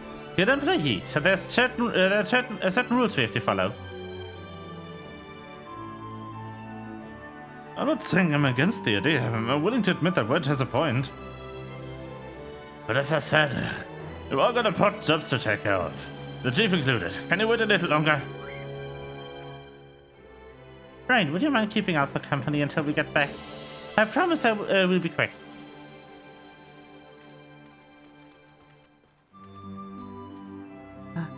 Small.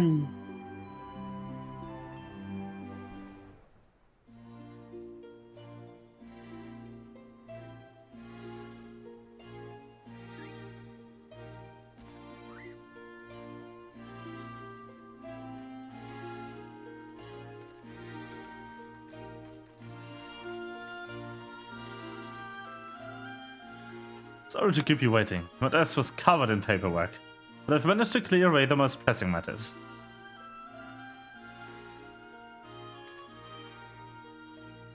Now then, Alpha, I hear your heart set on a journey of some kind. I just want to be sure, but you aren't leaving because you think you've tricked us into the rift? Or because you're Omega's creation or anything like that, are you?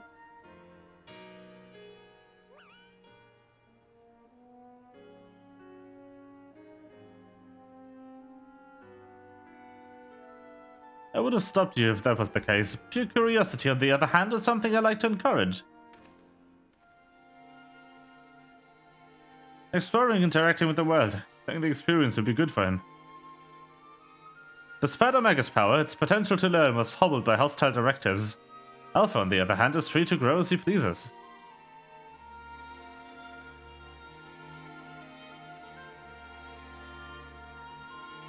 Very well, Alpha. As the Chief Engineer of Garland Ironworks, I hereby grant you unlimited leave to pursue personal research. traveled far and wide and taken everything these lands have to offer. But do come back when you're ready. I'd hate to lose such a valuable employee.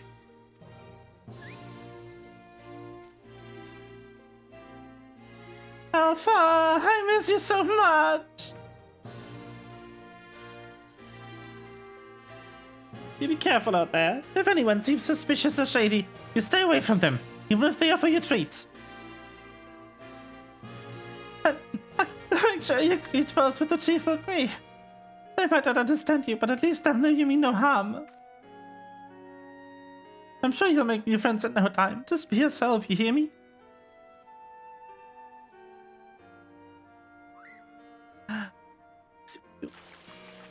Ah!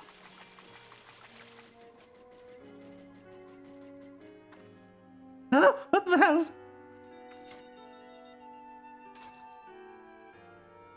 we forgot to turn it down.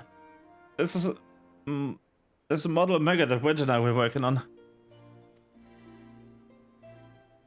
Built it while we were testing. Thinking it might be useful for figuring out strategies or something. Not much use now, I suppose.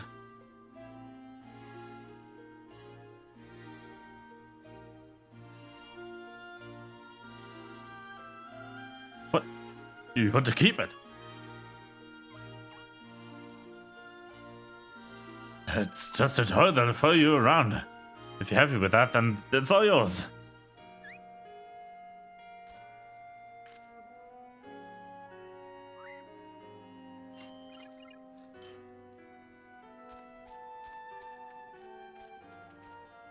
Beep beep. So cute.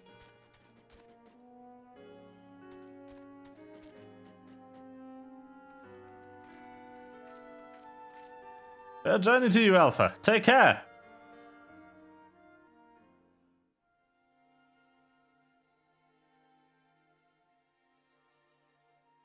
Ah.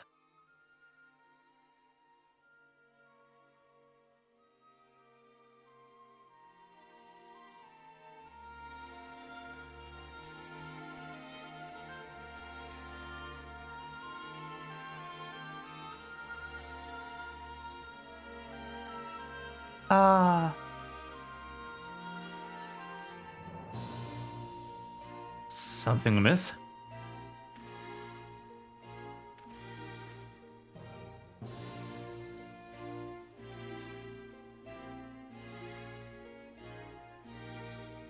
That's strange. The Echo never allowed you to understand him before. It's just a theory, mind you, but assuming the absence of a solus has prevented you from hearing Alpha's voice in the first place, then does it not follow the reason that you hear it now is...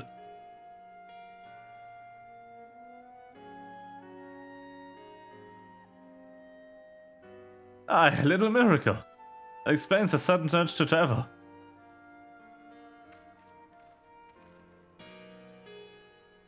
A newborn soul. This world is brimming with unseen wonders. Ah. Ah. Man, this game's so good.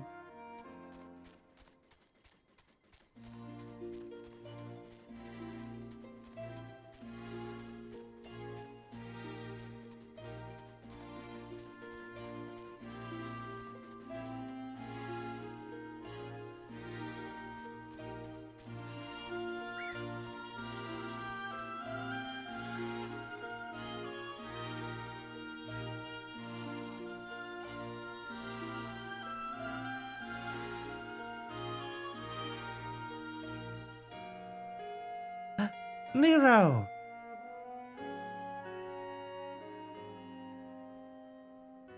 And so, our journey begins. I must envy you, Alpha. So many new things for you to discover.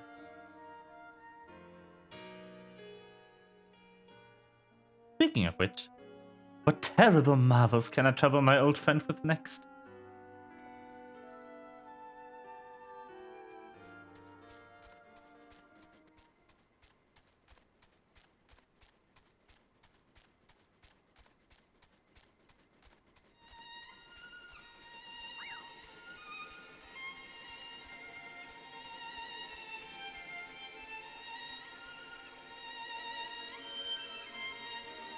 Oh, that's such a nice ending, though.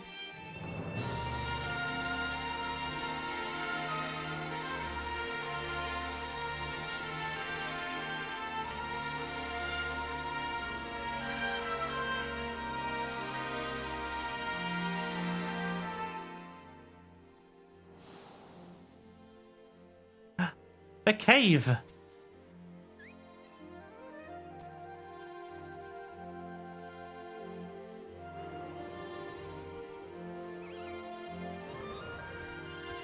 Oh no! No! Omega-chan! Small.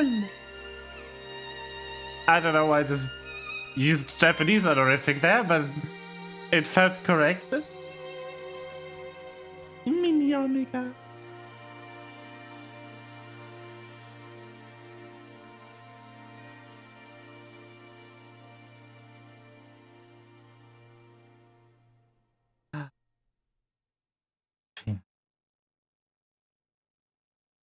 It's so good. Small.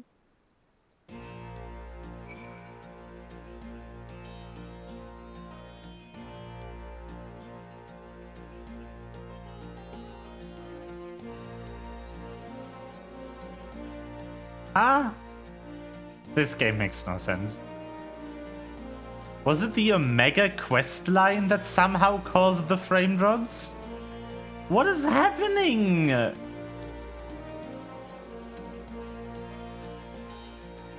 don't understand. Ah!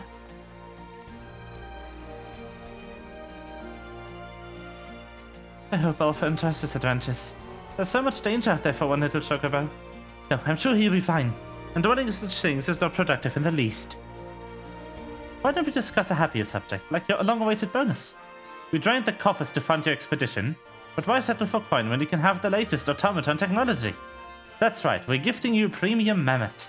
It's a one-of-a-kind master model for merchandise copies, constructed with a patented Ironworks quality.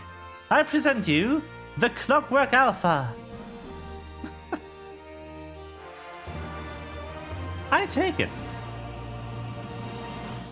Whenever you bring it out in travels, may it remind you of the real Alpha, winging along under some distant sky. Just the thought of it brings a smile to my face. That and the free advertising. Leslie, please. Advertisement. Good.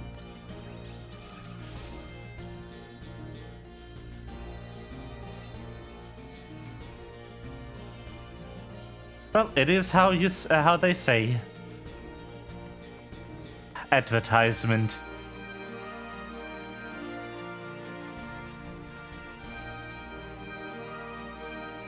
Now that is done, it is time to venture forth to Shadowbringers.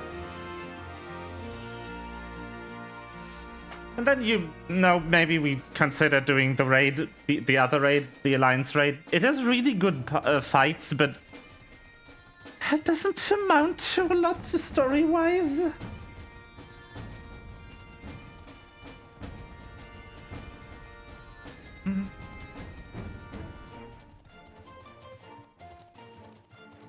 It's a bit more integrated into the story, but not really. It's hard to explain. Like, it's based on Final Fantasy XII. But it's not like it's disconnected from the story. None of the raids are, no matter what they are based on. It's just that there's very little canonical material that it is relevant to, I guess, is the way you'd put it. There's the weapon quests, and that's about it.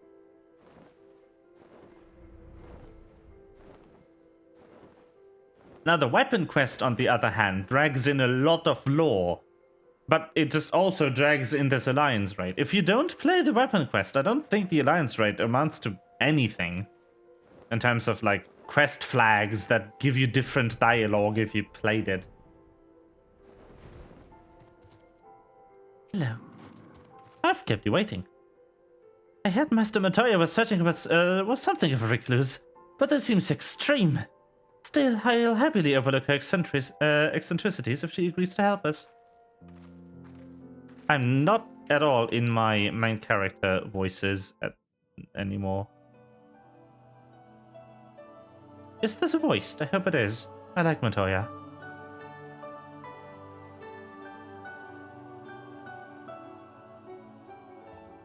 Come to disturb my peace again, have you? I hide myself away in a cave, and still you people insist on pestering me with your The music is a bit loud, maybe. Oh, I mistook you for young what's-his-name, but I see now you're the sister. Weren't you supposed to be the lively one? I've seen happier faces at a rain-sodden burial.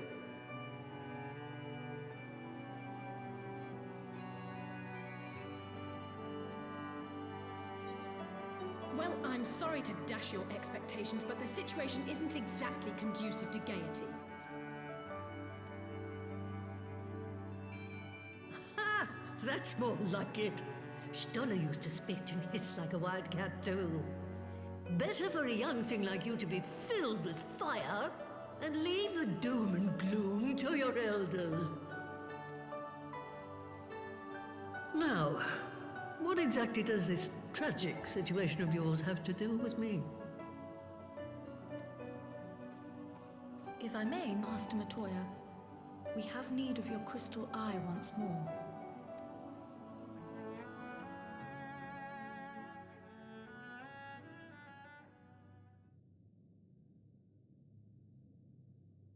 And Stoller is one of the afflicted, is she? Very well. She may be an ungrateful stray, but she's my ungrateful stray, and I'll not see her buried before I am.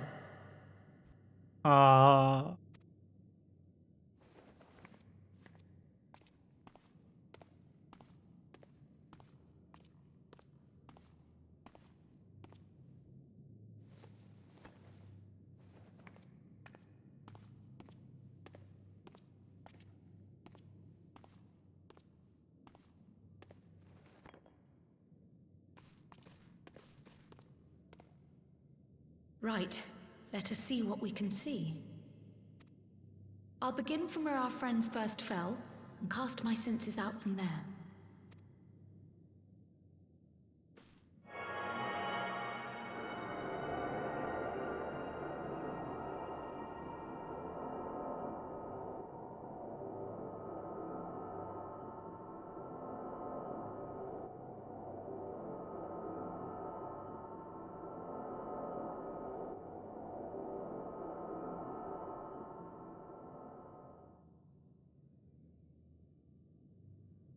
What is it? Did you find them?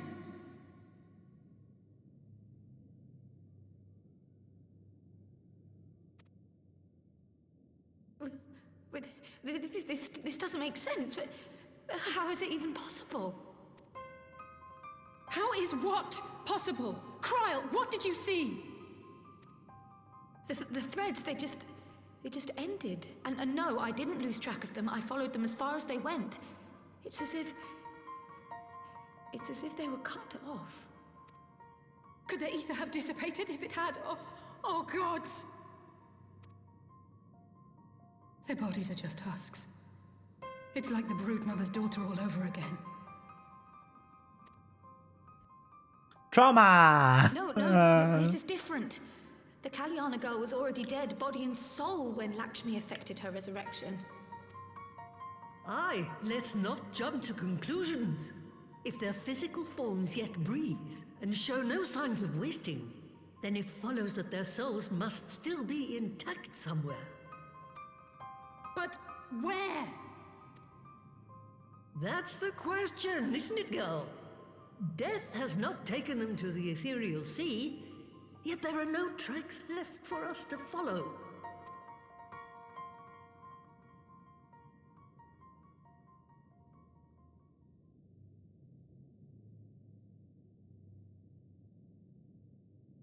We're no closer to an answer than when we started. But knowing their souls are still out there is progress of a sort. We just have to keep looking. Pray, excuse me a moment. Yes? I remember, but...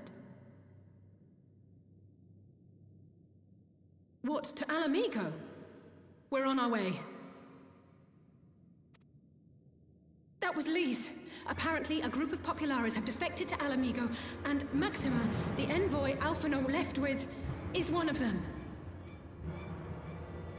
I'm sorry. I realize we've barely begun here, but... Go, child, go! You've made up your mind, and life's too short for dithering. I'll do some digging in the meantime and see if there isn't some other method we could use to continue the search. Let's be off then.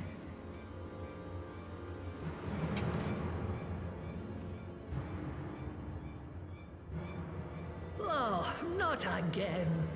The enchantment barely seems to take these days. I chalk it up to old age, but I rather doubt it's that simple.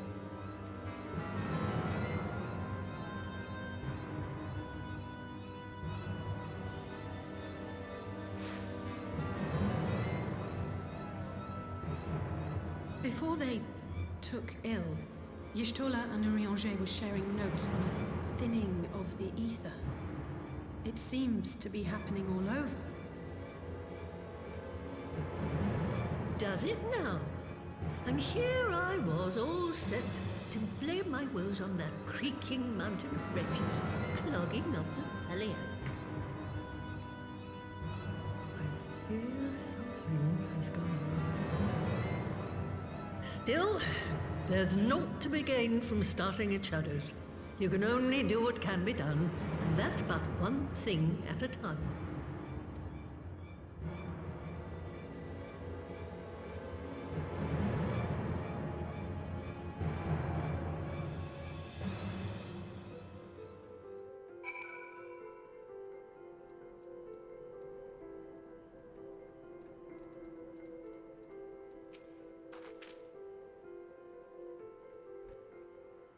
So that was the woman who tamed Y'shtola. I had the distinct feeling of being grabbed by the scuff of the neck, having the nonsense taken out of me. When Alphino is back, I'd like to visit again and ask her what tales she has of grandfather.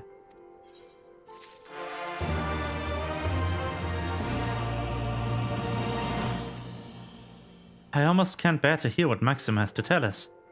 But it can't be bad news, can it? Lise would have said... Unless... there's no point speculating. Lise said that she notified the guards of her coming. So we should head straight to the palace gate in the Alamigan quarter. I'll be praying for good news. Learn what you can of Alphino's plight, and leave the search of her friends' lost souls to me.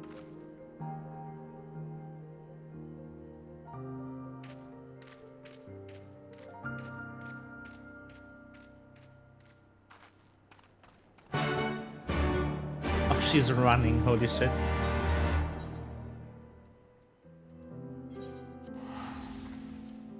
Well, over there we go. Ah.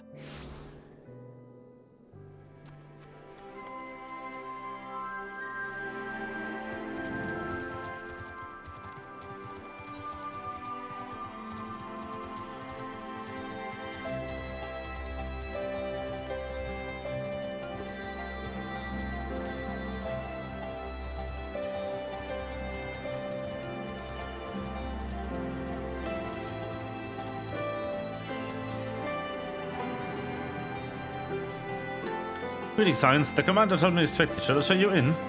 No, sorry. Actually, I need to adjust the volume.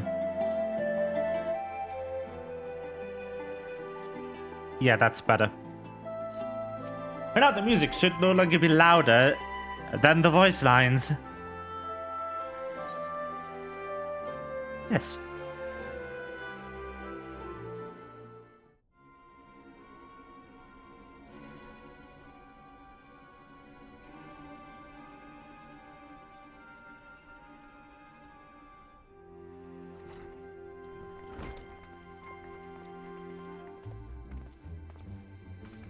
I'm sorry to drag you halfway across the realm, but when Maxima mentioned Alphino, I thought you'd want to hear the news in person.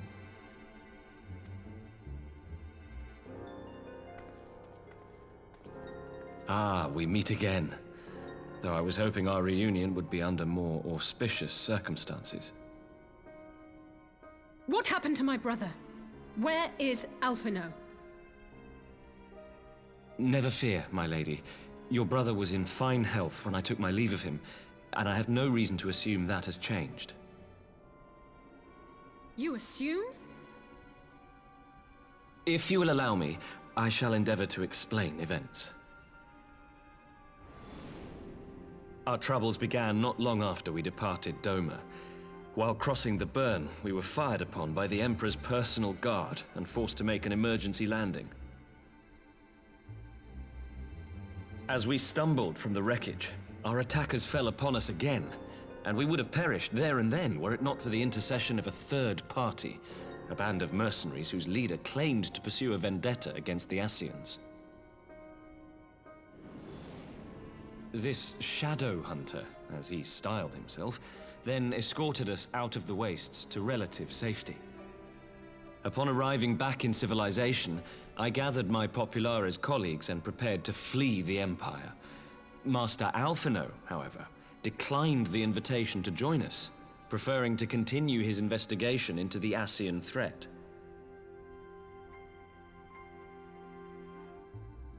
Well, at least he's not lying in a heap in the burn. Tell us more about these Ascian hunters. Who are they? And is Alphino still with them? He is.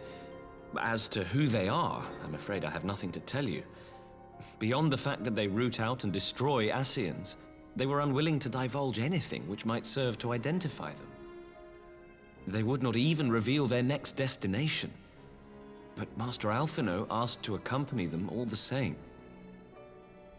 Since parting company with your brother, we've been engaged in a game of cat and mouse with the Emperor's guard. We made our way through province after province, finding the army busy restoring order wherever we went, until we finally arrived here in Alamigo. I cannot thank Commander Aldin enough for giving us such an unexpectedly warm welcome.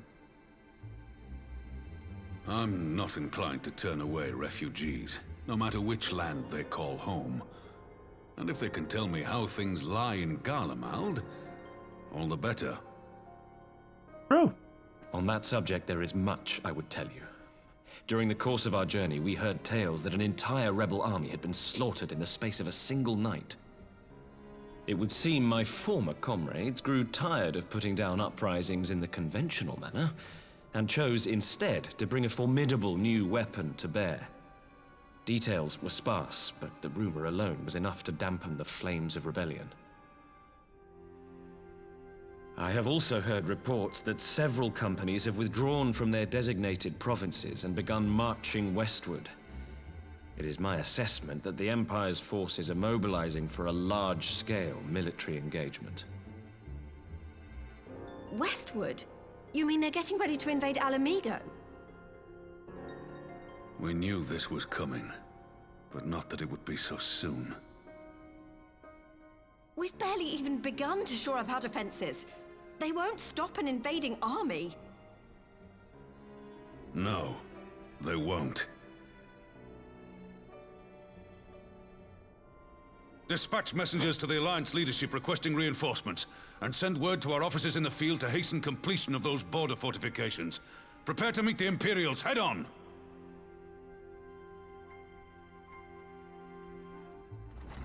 No matter how quickly we act, we still want for time.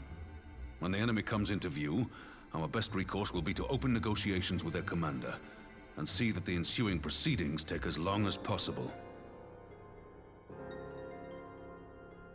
Would you and Alize head to Doma and let Lord Hier know about this? I'm sure he'll want to hear about Alphino too. Consider it done. We'll send word when... No. No! Untold sorrow must be changed. Ahead looms a calamity. Eon become instant. Throw wide the gates.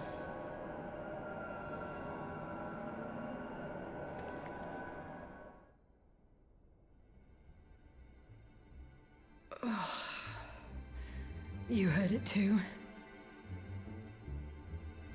Well, at least we're both still standing. Oh, thank the gods. I thought we'd lost you for a moment there. Why does this keep happening? I wish we knew. Nothing we've tried has brought us any closer to an answer. We'll keep working on it. But first, we need to go and see Lord Hien.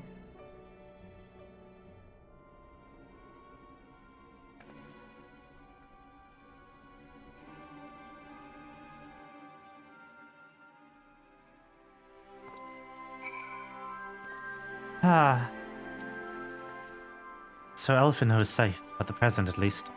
Now all we need to worry about is a full-scale Imperial invasion. How much did at least tasked us with visiting Hien? Better to be dashing from place to place than sitting around stewing over things we can't change. To the Enclave.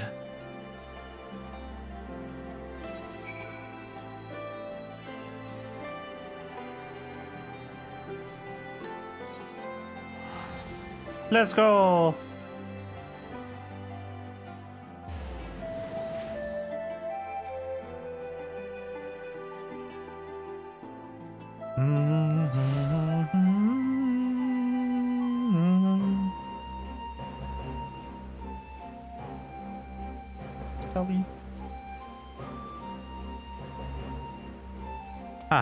Got it.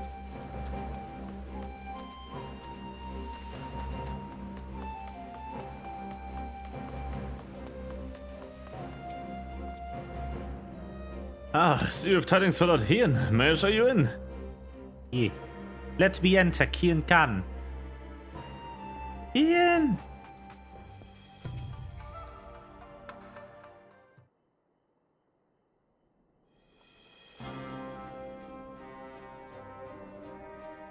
Greetings, my friends.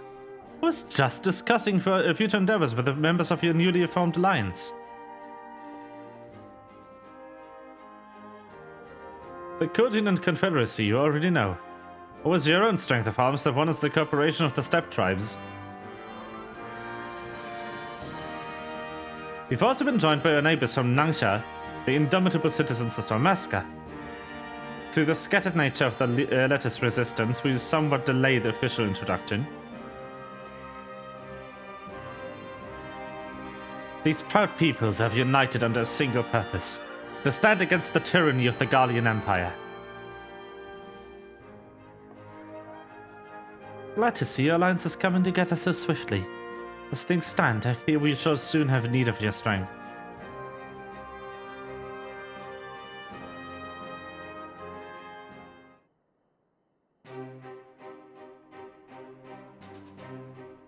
Thank you for bringing me news of Alfina. His fate is never far from my thoughts, not only because he's our emissary.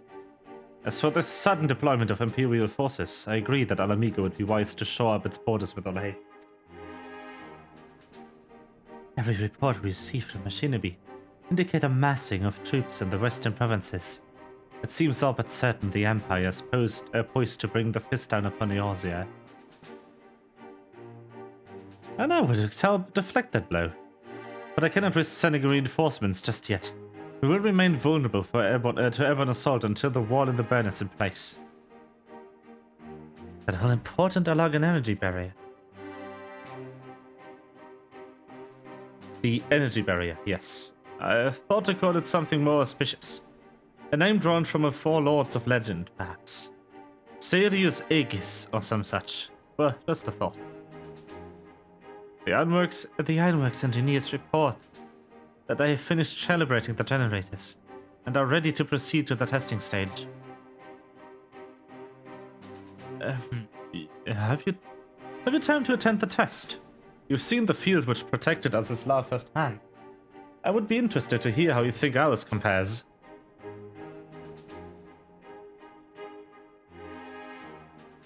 I will come too, if you don't mind. Though no Y'shtola, I may be able to offer some insight. Of course. Time being of the essence, it would be best if we might directly for the burn. You, Giddy. I leave you and Takuro to bring the war council to a close. Understood. Your mounts are settled and ready, my lord.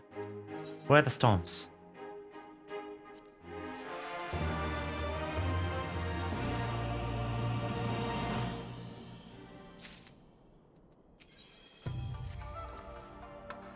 We'll cross the burn by Yolan Falcon, as before.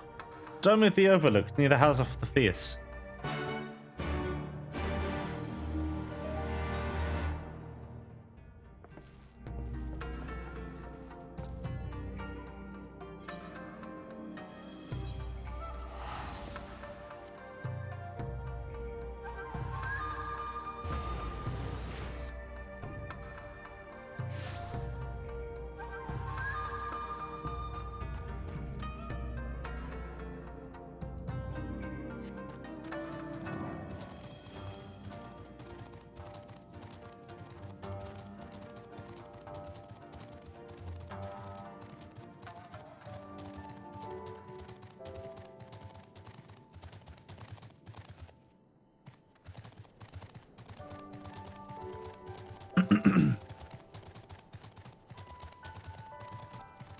Hello.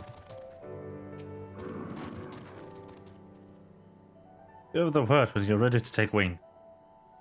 Yeah. To the burn!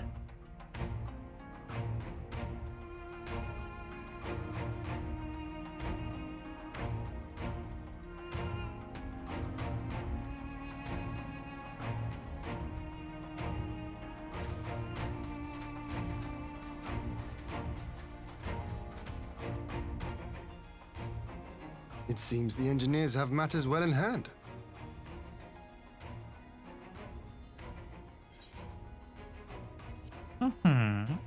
Should the barrier work as we intend, Doma will be free to reinforce her allies in Alamigo without fear of weakening her own borders. Honored friends, the time has come to put your hard work to the test. Start the generator.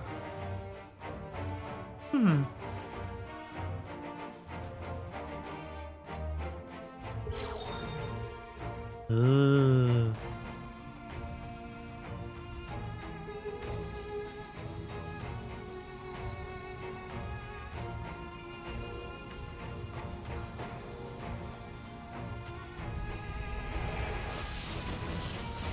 Pew! Node 1 is operational. Nodes 2 to 8 are reporting similar energy levels. The barrier is forming.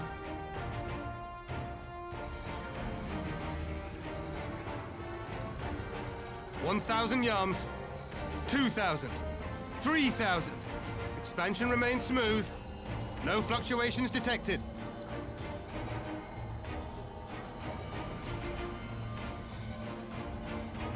Wall! 4,000, 5,000. Target altitude reached. The barrier is holding steady at 5,000 yards. We've done it.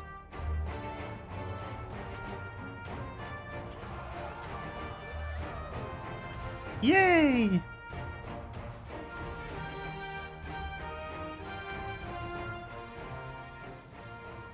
Is that an Imperial airship? Of all the rotten timing. But this is a gift, Mistress Alize. They can test our new wool for us.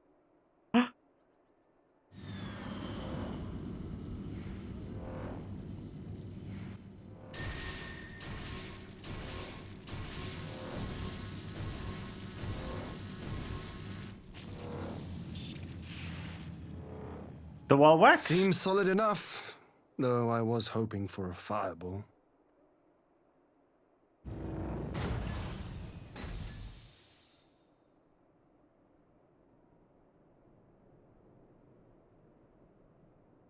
Ah, Shadowhound.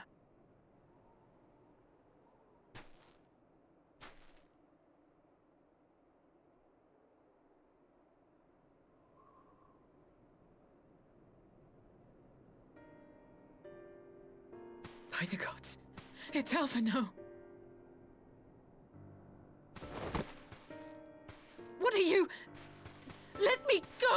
He has my brother! Lower the barrier!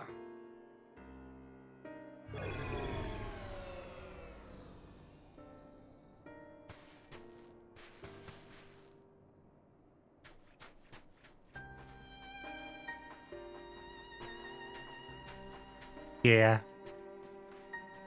Yeah. Be at ease, girl. The lad is not dead, merely locked in slumber. No, not him too. That voice.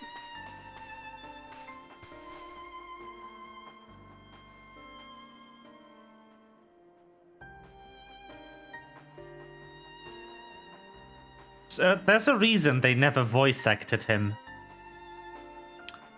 And that's because we know the voice. No cause and found no remedy.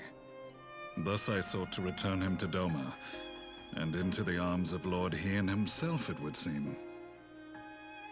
It is a day for fated reunions. Would you not agree, adventurer? Or should I address you as the Warrior of Light?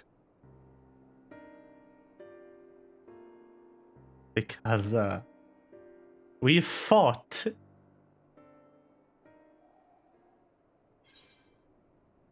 Gaius van Balsar. Aye. Gaius van Balsar, the Black Wolf. That was the title I was given. One I have long since relinquished.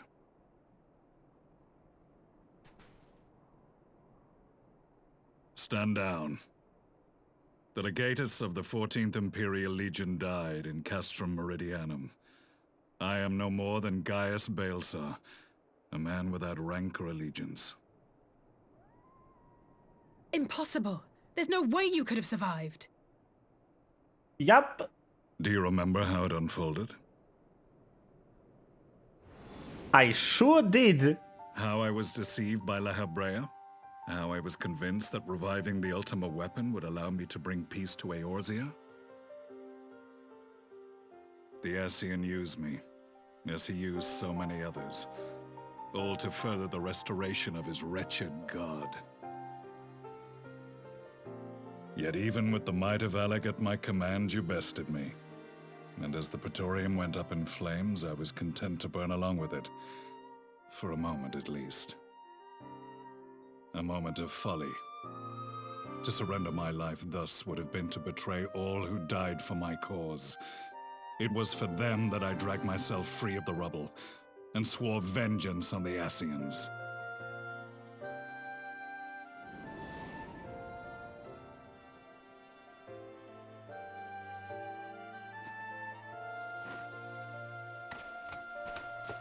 The Black Wolf has shed his pelt, never to return to Garlemald or her legions. I live now only to exact revenge.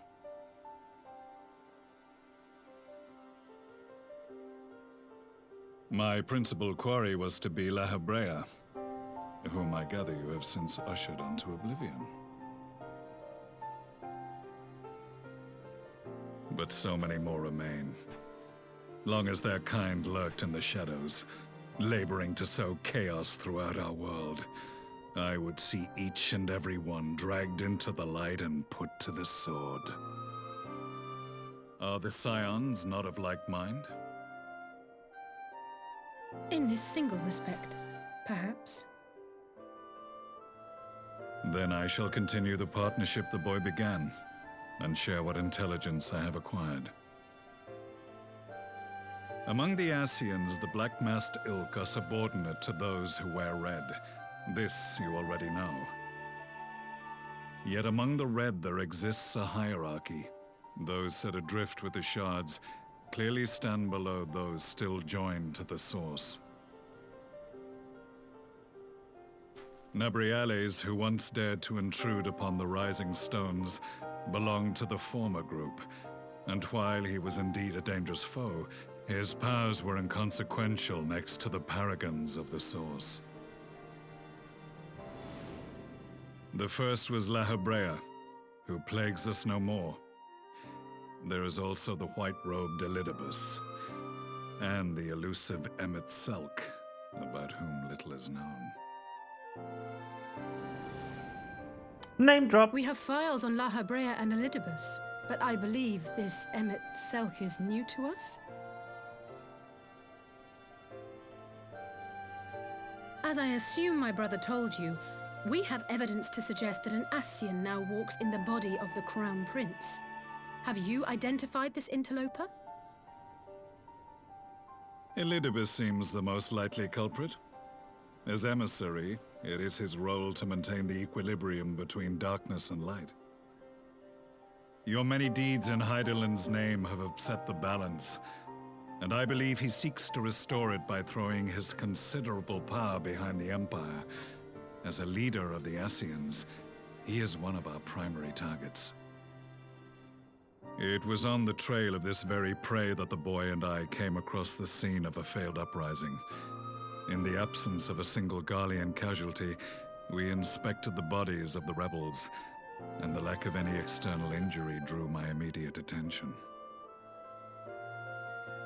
They had been slain by Black Rose, an alchemical invention of the Imperial Army. When I yet served as legatus, I ordered its production halted, and all stockpiles destroyed. Toxic gas is not a tool of conquest, but of extermination. Toxic gas? This must be the new weapon Maxima warned us about. Something deadly enough to sweep away all resistance in a matter of hours. Gods. You don't think they're planning to use this in Alamigo, do you? Put your fears to rest. We infiltrated the production facility and destroyed all existing stores of the chemical along with the plant itself. Even should they rebuild the operation, they will not soon manufacture another batch. Regardless, I would draw your attention to a directive we discovered in the plant's records. The document was marked with a recent date and authorized with the signature of one Zeno Ciegalvas.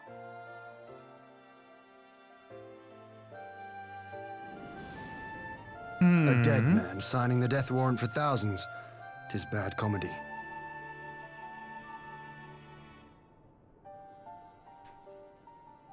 But the tale does not end there.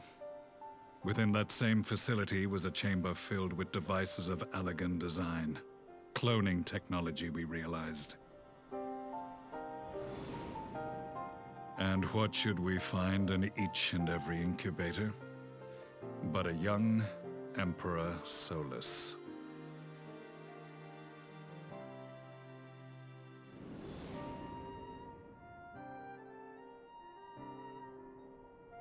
All of which prompts the question, were the Ascians responsible for these abominations, or was it the will of the Emperor? I must know which hand guides the Empire. Though I have given up my rank, I am yet a son of Garlemald, and I will fight for the future of my homeland.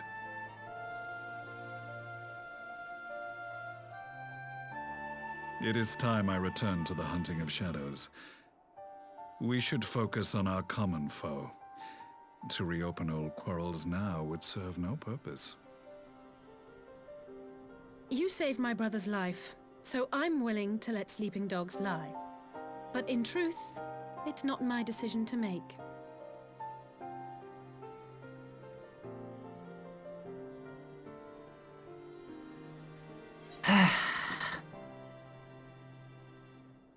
Another time, Gaius. Another time.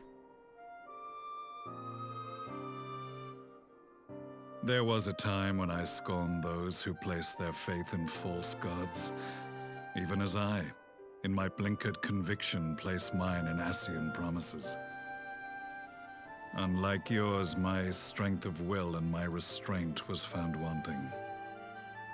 We shall meet again, warrior of light. We shall indeed, Gaius.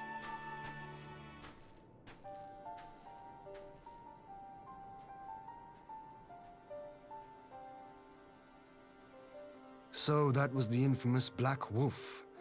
An unexpected ally, to say the least.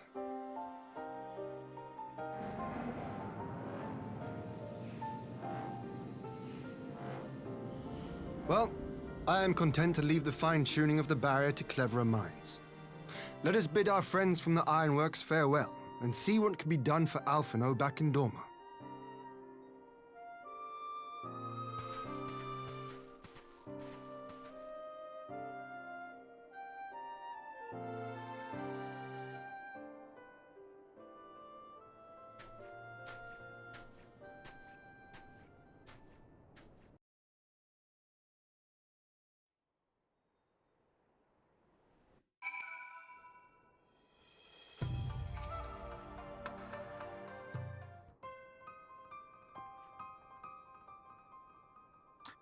Alphino is safe and ensconced in a private chamber.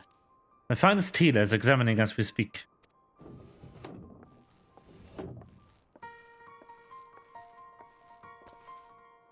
I've spoken with the physician, and there are no outward signs of illness. Alphino is lost in a sleep from which he cannot be awoken, just like the others. It seems that even the lands of the Empire were not far enough away to escape the cursed voice. I share your frustration, Alizé, I do. But Alphino has returned to us alive and otherwise unharmed. All that remains is to find the means to wake him. Until then, can you but fulfill your duties as a scion? You can but fulfill your duties as a scion. Yours and your brother both. You're right, of course. There are arrangements to be made, and little time to make them. To business then, my lord. Now, what do we... now that we know Serious war works as intended, can we expect reinforcements for Alamigo? You most certainly can. As promised, we will send troops to bolster our allies in Eorzea without delay. Pray be aware, however, that they will not arrive without delay. Save for some few who boast teleportation magics, the bulk of our forces must be transported by sea. A lengthy voyage for which the smaller vessels favored by the Confederacy are equipped. Accordingly, I mean to enlist the assistance of the East Aldona Trading Company in finding suitable ships. As for navigating the distances in question, we are in the happy position of being able to call upon those who plotted the cause to my people's exodus to Eorzea. Beyond the procurement of ships, I think it unlikely that our East Aldonat friends will consent to any involvement in military operations. But I'm certain they would afford Alphino a berth aboard one of their vessels. I shall have a chirurgeon accompanying him every ilm of the way to the rising stance. Give my thanks, Lord Ian. Yugiri, you will go on ahead to your friends in Alamigo. Enlist all those capable of teleportation, and put them at the disposal of the Eorzean Alliance as soon as possible. They will form the vanguard. Yes, my lord. This is exactly what I'd hoped for. These and the Alliance leaders will be glad indeed to welcome the combined strength of the East.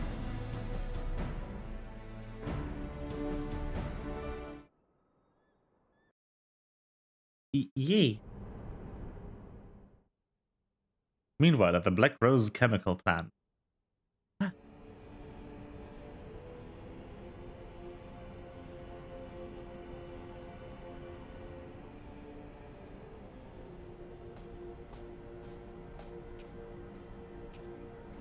Our supplies of Black Rose have been ruined, but the new plant is already under construction. We should have the first batch ready in time for the offensive, Your Radiance.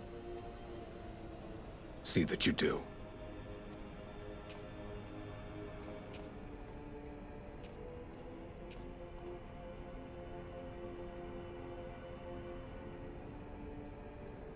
Ah, yes, the infamous Black Rose. If I recall correctly, Gaius did not much care for the invention.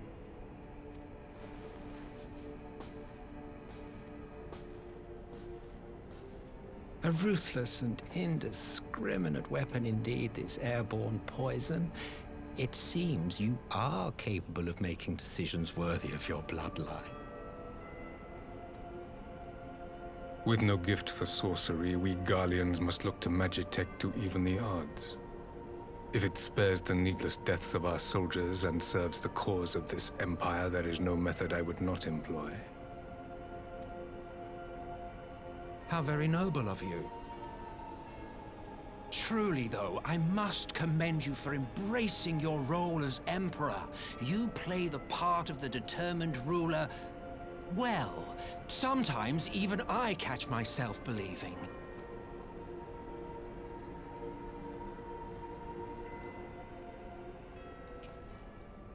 A silent agent of death. Now that I think on it, Black Rose may well possess the perfect aspect. Slowly but surely, the deluge of light has worked upon the ether here in the source, and the gas should be most susceptible to its influence. Well, I shall leave you to your own devices. Go forth and bloody the land with your grand and glorious war.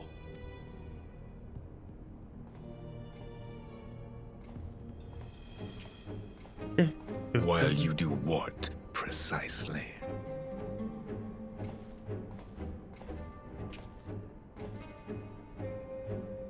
Need you ask?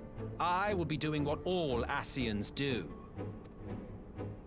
I am well aware that your kind exists only to usher in the next calamity. But you seem oblivious to the harm your singular agenda causes to the Empire.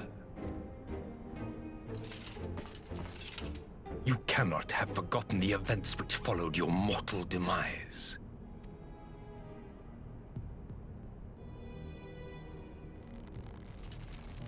Our homeland was plunged into civil war for your failure to name a successor. The edifice you so carefully constructed was but a hair's breadth from collapse.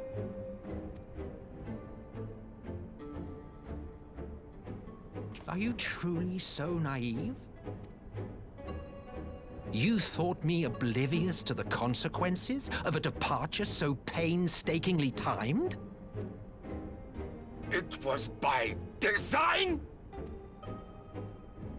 Well, of course it was. Though I will admit the resulting panic exceeded even my wildest expectations. But how can you be surprised? Throwing the world into disarray was the very purpose for which this nation was, as you say, so carefully constructed.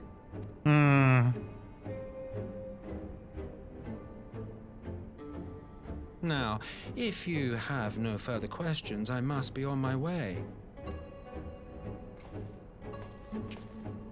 Since we may not meet again in this lifetime, it would be remiss of me not to offer a word or two of gratitude.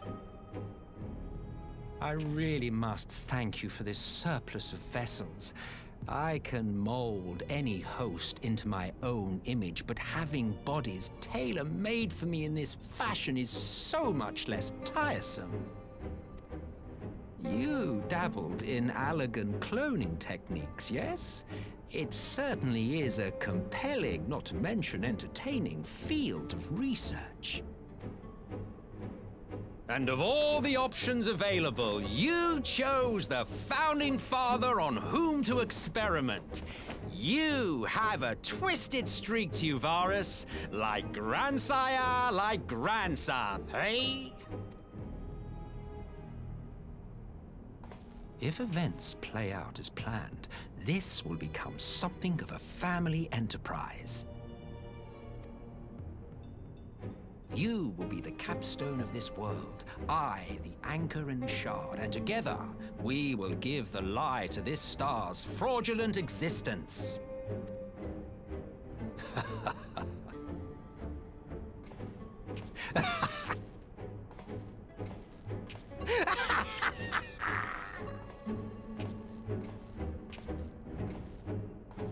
God damn it. Gods damn you, Solus.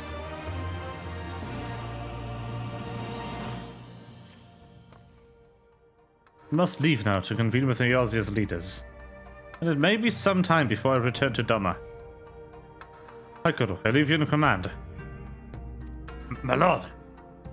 I should assemble an advance party with all haste and join you in Alamigo. Okay. I've just received word from Lys. The Alliance has established a base camp near Alamigo's northeastern border. Once we arrived in the locks, we to teleport to a resistance officer stationed in Porta Pretoria. who will point us in the right direction. Let's not keep them waiting.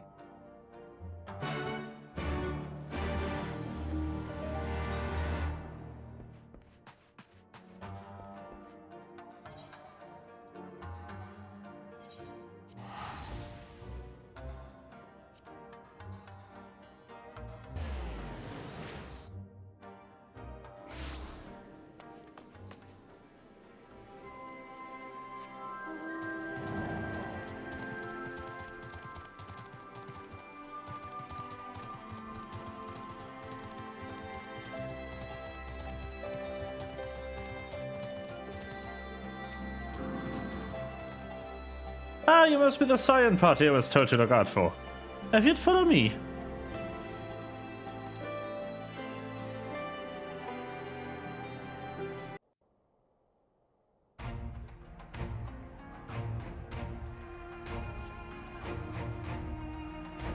We are indeed.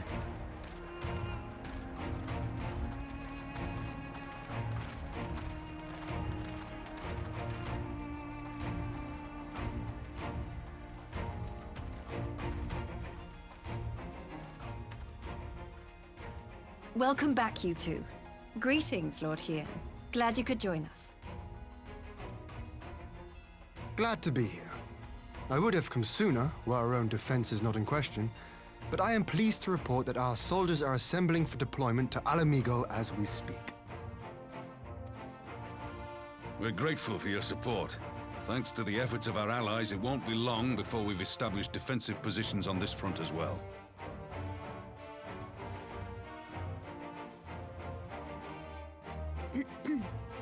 We have some good news too. Alphino has come back to us. As for the bad news...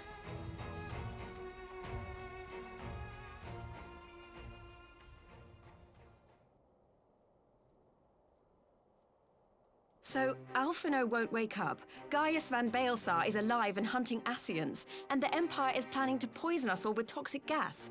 Does that sound about right? Ordinarily, any one of those things would have left me in shock.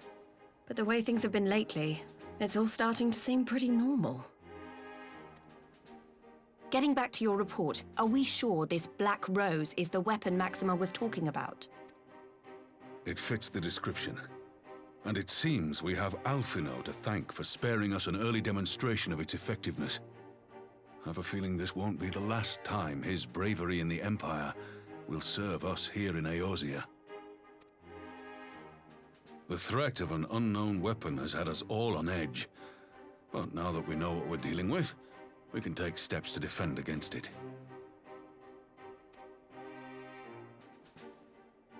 As for Gaius, I'm not sure what to think. Am I happy he's alive? Not in the slightest. Am I happy he's hunting Ascians? Aye, I'd have to say I am. Oh, speaking of Garleans you didn't expect to see, we have a tale of our own, as it happens. When we sent envoys to the Imperial Army to request talks, they returned with the message that Varissos Galvus would be attending. The Emperor? The Emperor himself. Well, Varus did sanction the Popularis peace mission. But knowing that an Ascian walks in his son's skin, I do not see how we can trust him or anyone from that nest of vipers.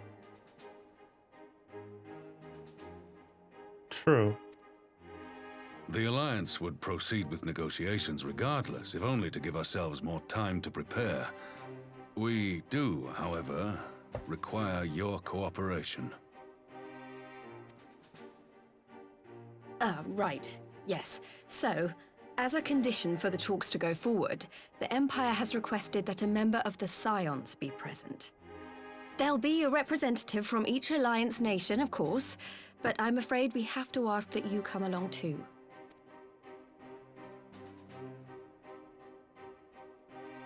Gods, Lise, you know how much I hate politics. But then, what choice do I have? Alphino and the others aren't going to do it. Very well. I shall attend as the Scion's representative.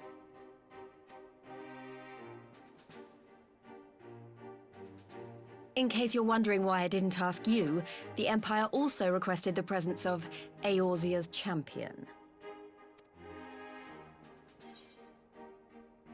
I'll be there.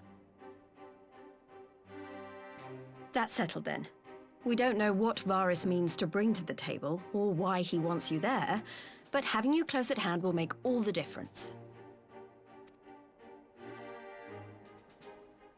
The meeting will take place on the border. Anticipating an early assault, we mean to position the bulk of our forces nearby. The Alliance leaders should already be on their way.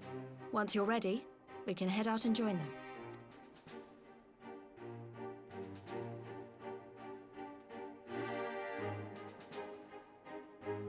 Well, what choice do we have?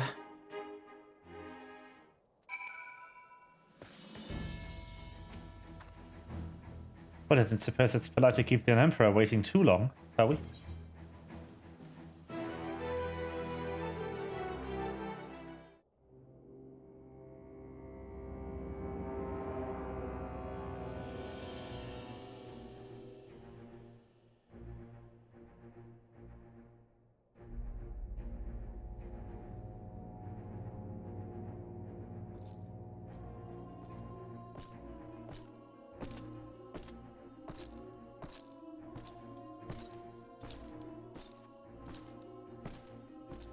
Well, hello there, Emperor Varys.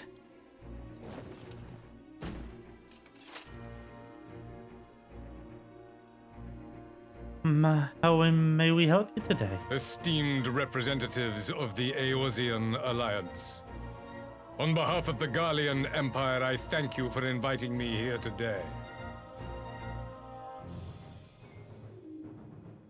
As this parley was convened at your request, I invite you to speak first. Very well, Your Radiance.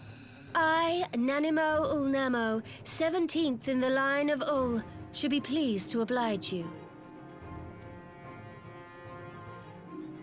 As recent events in Alamigo and Doma have made plain, the subjugation and exploitation of neighboring nations is not a sustainable policy. Should this day end in war, you may very well defeat us, but you will never extinguish the people's desire for freedom. Though it may not be in our lifetime, there will be another revolution, another war, and the cycle will continue. Doma has entered into a concord with the nations of Eorzea, a partnership wherein we recognize one another as equals. Garlemald could be afforded similar treatment. You need only set aside your ambitions and join us in paving a path towards peace.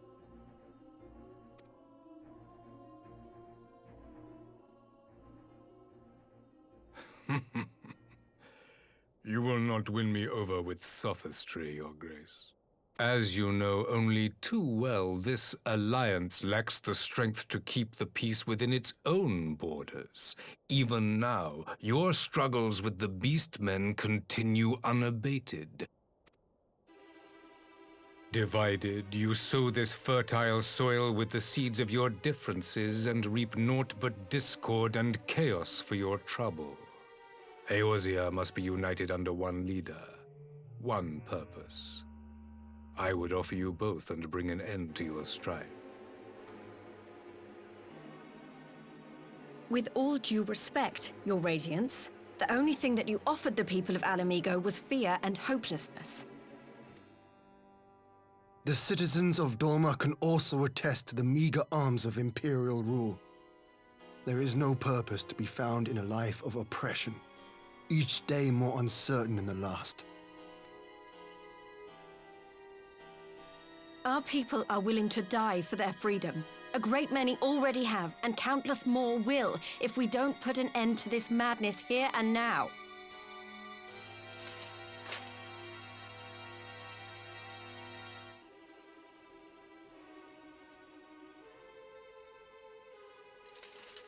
We brought order and stability to your lives.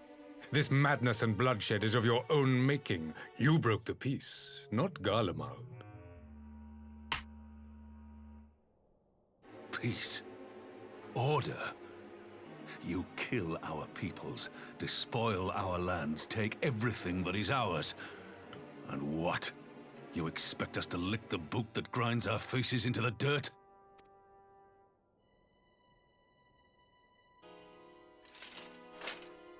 I expect you to weigh the costs. To recognize that countless lives have been lost on both sides in pursuit of a greater good, and to not squander all we have achieved in a fit of petulance.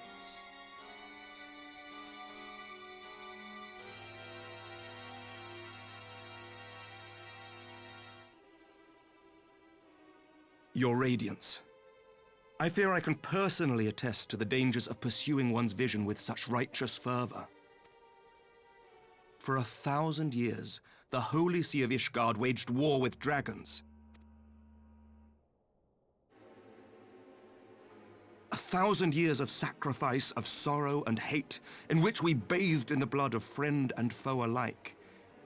Had it gone on any longer, we may well have drowned.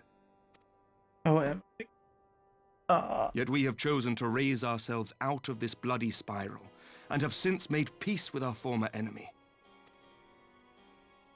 So I understand.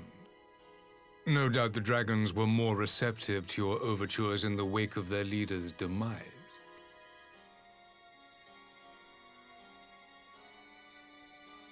You speak of peace, yet use war to achieve it.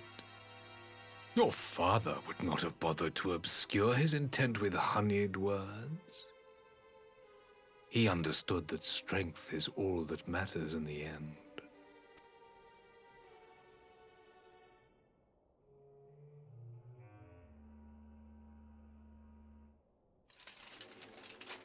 Without his clarity of vision, I can but wonder what will become of Ishgard and her people.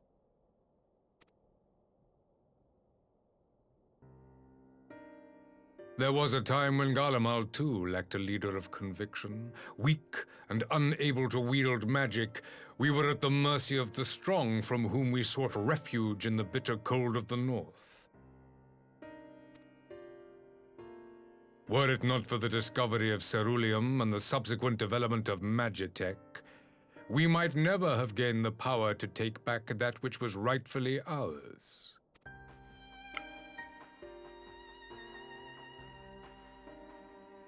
You speak as if your people were the first to have been driven from their homes. Limsa Lominsa was built by wayward souls in search of a place to call their own. On the shores of Vilbrand we found it, and from those humble beginnings did we grow and flourish. And all without robbing our neighbors of their liberty.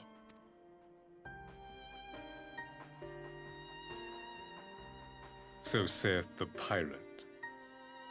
Am I to believe that you simply asked the kobolds to yield up their lands and that they were happy to oblige you? That you did not drive them out like rats in the hold of one of the many ships seized by your privateers?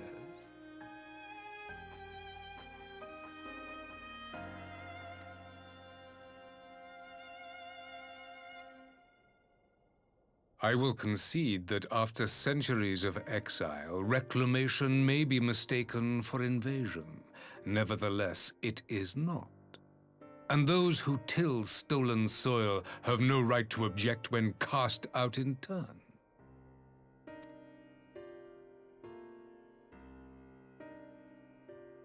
Your uncompromising nature rivals that of the Ixal. They too lament circumstances which they themselves perpetuate. Were they but to embrace peace, we would welcome them with open arms. Indeed, some few have done just that, and now receive of the 12's Wood's bounty. Would that your people might learn from their example.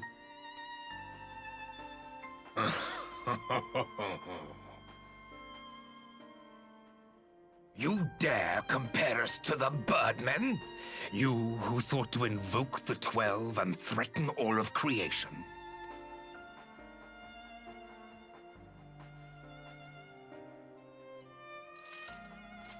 I came here in the hope of finding some speck of common ground, but I see now these discussions will accomplish nothing. Despite what you people may believe, I am not wont to choose the sword over the olive branch. 'Tis but a pity men are loath to accept one without first being shown the other.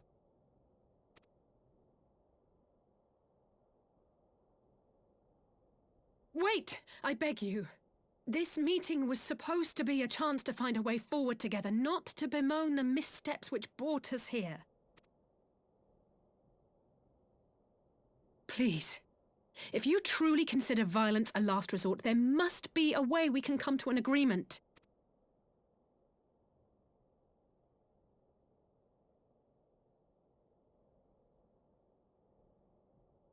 As Mistress Alize says, we did not come here to bicker over the past, but to discuss how we might strive towards a brighter future.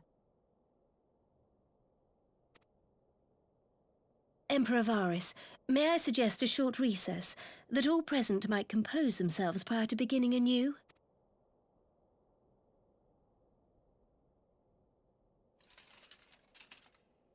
Very well. I pray this intermission will suffice to move these talks in a more constructive direction.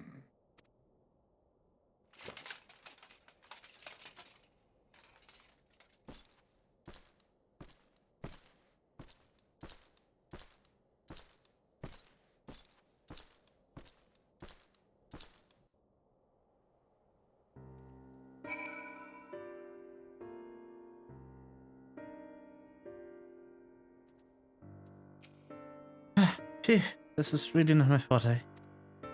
After Radiant's little performance, it was all I could do to swear at him. Honestly, don't know how I ended up playing the mediator. I just asked myself what Alfina would have done. Did my best to do the same. By some miracle, it worked. There really is no common ground to be found with that man. Nor do I think he looked for any. The question becomes, what did he come here to do? Because you may be certain it wasn't to make peace. Whatever it is, I can't make it out, not yet at least. We do have little time before the parley is due to reconvene, though. So why not try consulting our illustrious leaders? I hope they have some insight to share. I will say this one thing for this Varys. He's well versed in Eorzean history. His interest in our affairs is that of a beast and its prey. The Conqueror would know his enemies. All should know their enemies. But there's much more we do not know of the Empire. It's up to us to change that here now. Ah! You would have me ask the Emperor himself, but mayhap there is some wisdom in that. If we can skirt the storm of this displeasure, we may yet come to our answers, even if it does mean sailing close to the wind. 12 have mercy. But for Lady Alice's timely interjection, we might well have come to blows at the negotiating table. Not that the Emperor Varys left us great many options. Is unconditional surrender all he will accept, do you think? He arrived. I'd have to say yes. But having heard him speak, I cannot help but think he came with some other end in mind. Exactly. He's building up to something, I know it. Now then, should we approach the rest of the parley? Have you anything to say, Warrior Flight? Say nothing of Xenos or the ASEAN.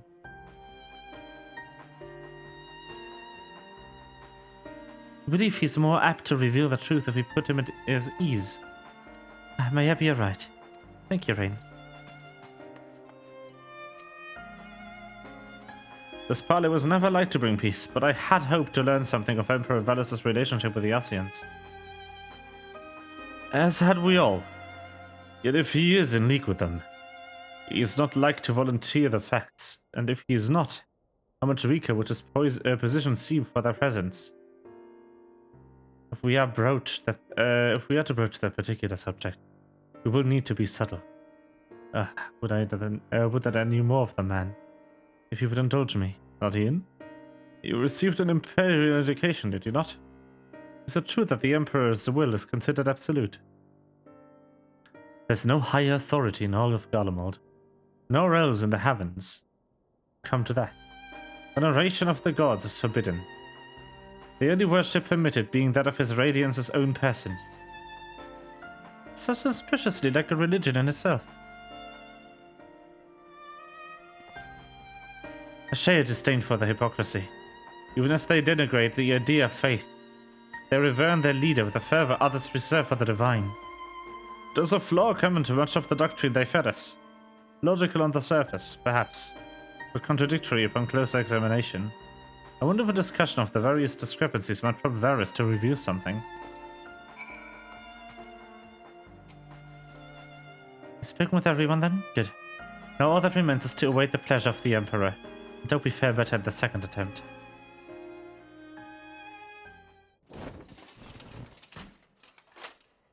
Now then, who would have the floor? Before we resume, I wish to offer you an apology. After you graciously accepted our invitation to discuss an armistice, we have done naught but rebuke you at every opportunity. I believe I speak for all of us when I say we are deeply sorry for our discourtesy.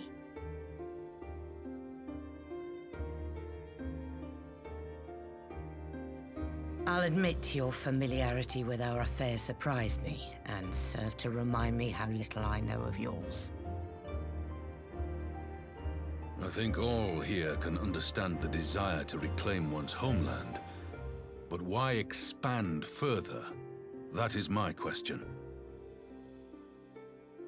If I may, the answer can be found in the Imperial doctrine they took great pains to impart to my people.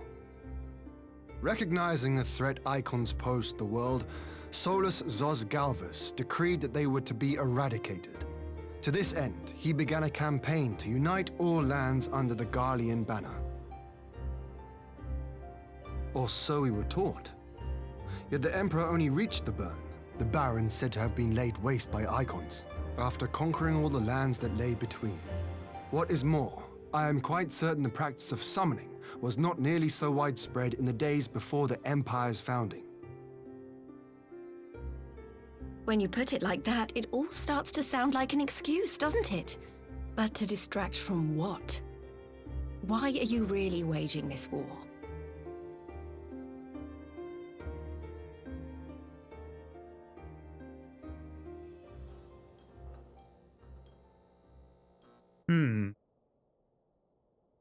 Finally, you ask the right question. I can but hope you heed mine answer and at last accept the righteousness of our cause. My goal is this: to return the world to the way it once was, the way it was always meant to be. In doing so, mankind will be made whole once more.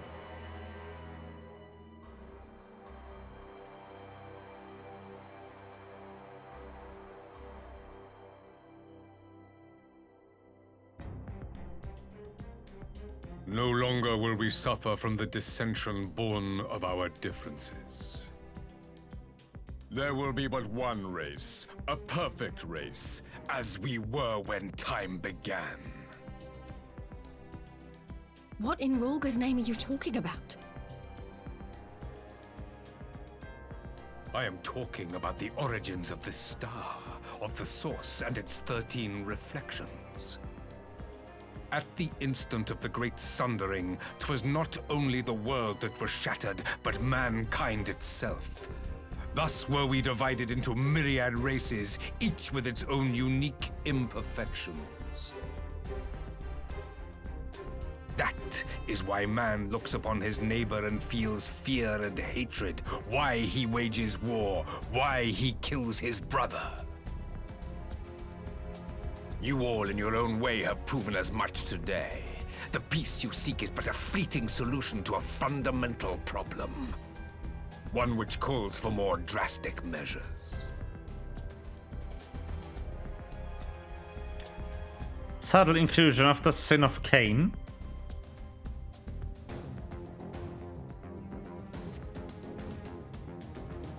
I see, I see.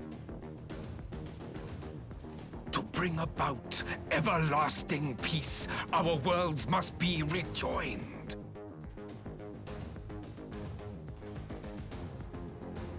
That is the goal the Empire would see realized. The glorious future unto which we shall one day shepherd mankind.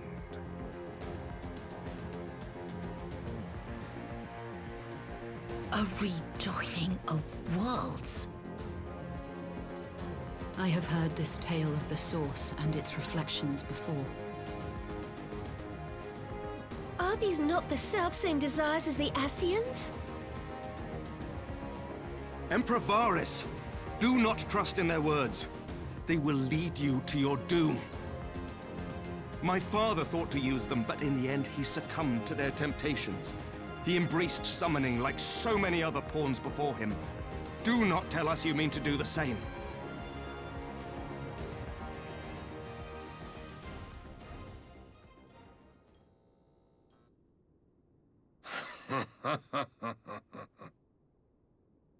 To be a pawn, free from the burden of choice, would be a blessing.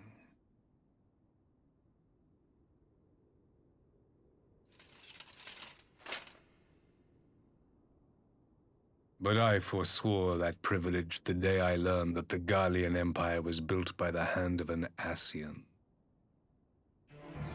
What? And now everyone knows. Yes. My grandsire, the former emperor, is of their number. And who better to build an empire capable of bringing about the calamitous change we desire? Would you condemn me for this alliance? For bowing to the will of these shadowy masters, when the prize is true and lasting peace?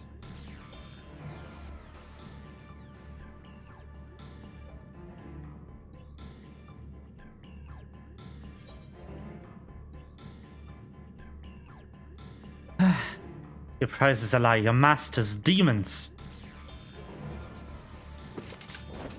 I come not to conquer, but to liberate. To free man from the prison of divergence. Imagine a world united. One perfect race beneath a single standard. An army before whose might these servants of darkness and light would fly as leaves in a storm, never again to meddle in man's affairs. We would be the masters of our own fate. I bid you join me, not as subjects of Garlemald, but of a new nation. And together we shall win freedom for ourselves and generations yet unborn. No. In fact, you sound very deranged, another sir. half-dozen calamities. You can't be serious.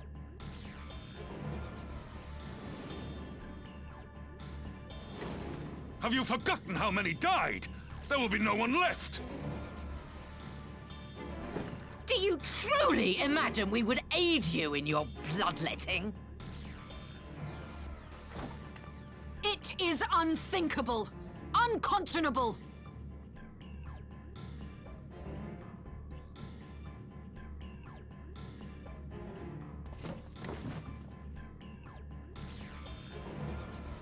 And what is the alternative? To be as cattle waiting for slaughter? I would have us work together, that we might take fate into our own hands.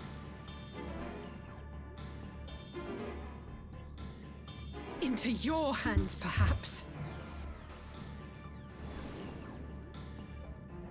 The But worries what of of the darkness. other worlds, your radiance?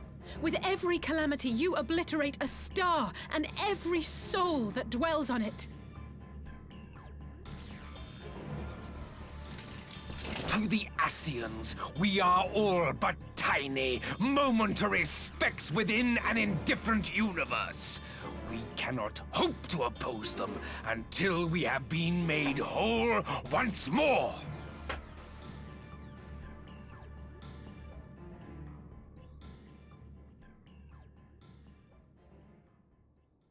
Are these truly the words of Garlemald's ruler?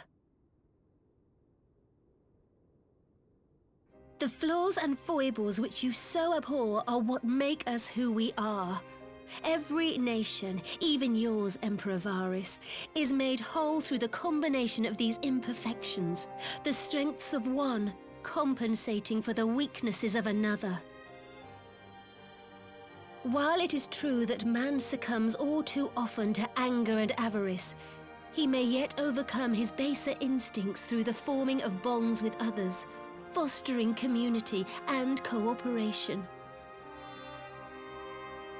That the protector of an empire should not only reject these fundamental truths, but seek to change them at so dear a cost to life is indefensible. Such a man is not fit to govern.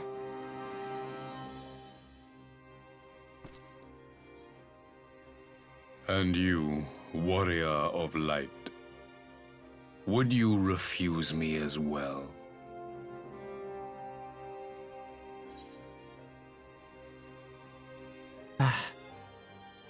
Cannot condone such a loss of life.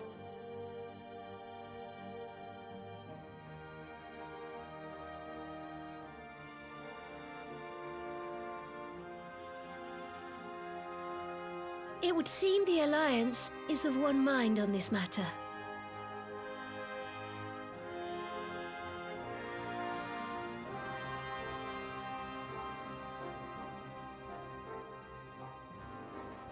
You Eorzeans never cease to disappoint me.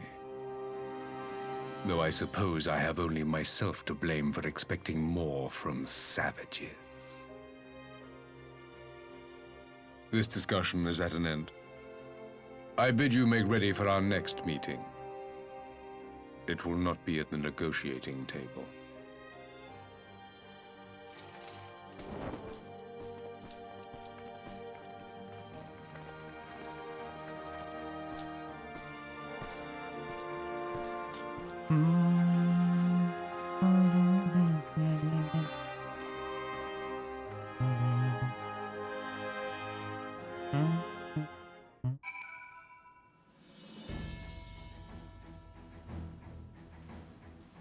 Least.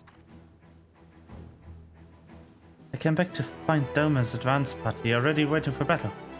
So as worrying as a little child with the Emperor was, it did buy enough time for at least some of her allies to arrive.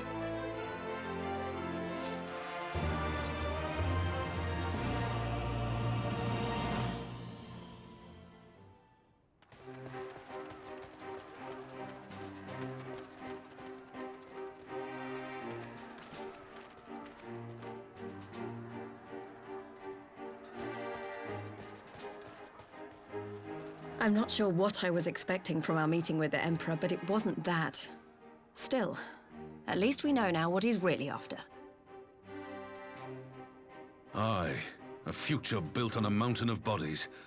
I too want the Ascians dead, but not at any cost. The last of the reinforcements from Dorma arrived not long ago. I pray it will be enough. Given the Emperor's stated goal, this is a battle we can ill afford to lose.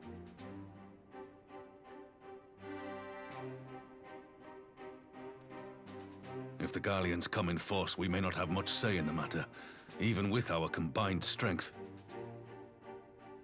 We knew from the first that the odds would be against us. But if there is even the slightest chance of victory, we must do everything in our power to seize it.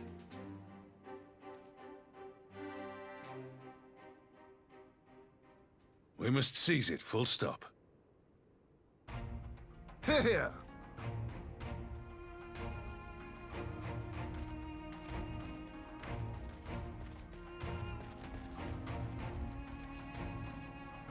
The two of you are to join an irregular unit and support the main host. I won't bother asking if you're minded to fight.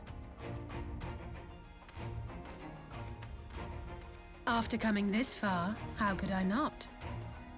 And for once, there's no one around to countermand me. Not that they would. Not even my brother.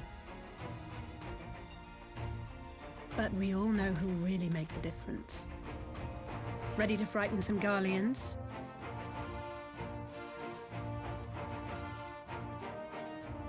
I wouldn't want to be on their side. Might I ask you to accompany the Dorman contingent? They are strangers here, and your presence would do much to raise their spirits.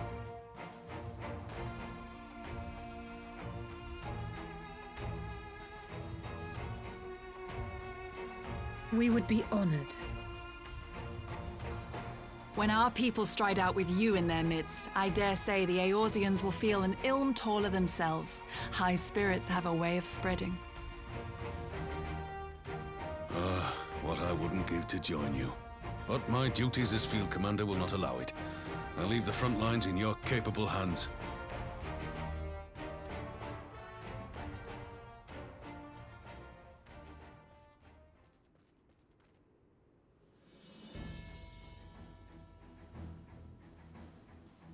Comrades, ready your arms. The hour of battle has come. May the crystal guide us to victory! Let's go!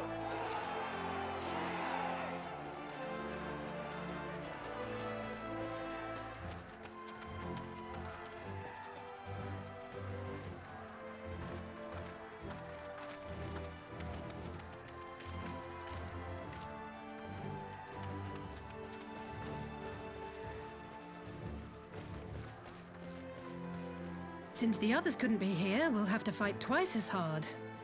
If Alphinaud wakes to find the Imperials have won, I shall never hear the end of it.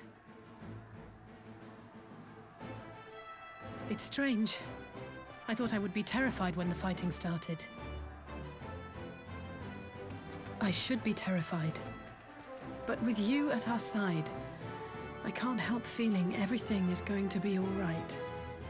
Don't worry, I'm the main character. So please, don't you dare leave me alone. Never.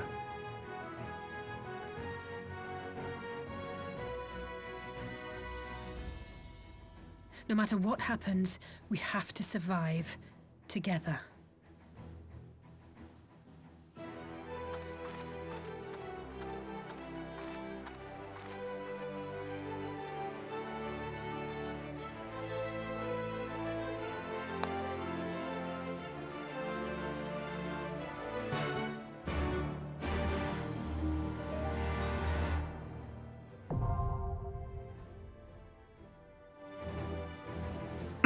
And here we are. The final piece of content for today. The Gimlet Dark.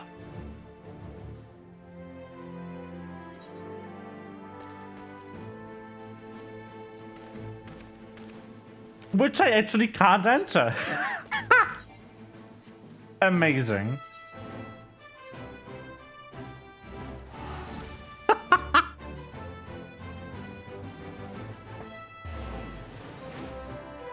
Great. I didn't expect to need to get gear for Gimlet Dark of all places, but sure, I will. Like 3 levels too low. I think I'll just replace the ring. Why so weak? I have a 200 something ring.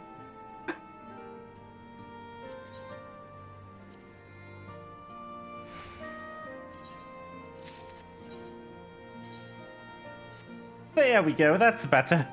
Is there anything that's like significantly bad? Yep, the shoes. The shoes suck.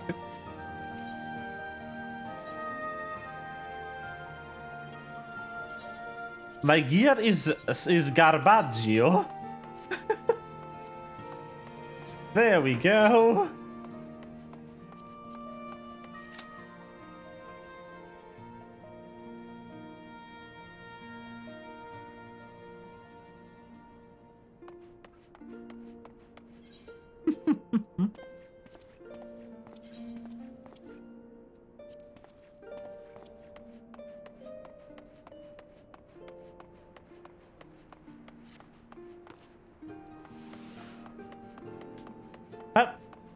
No point in overgrinding that now, because this is the last time I'll need it.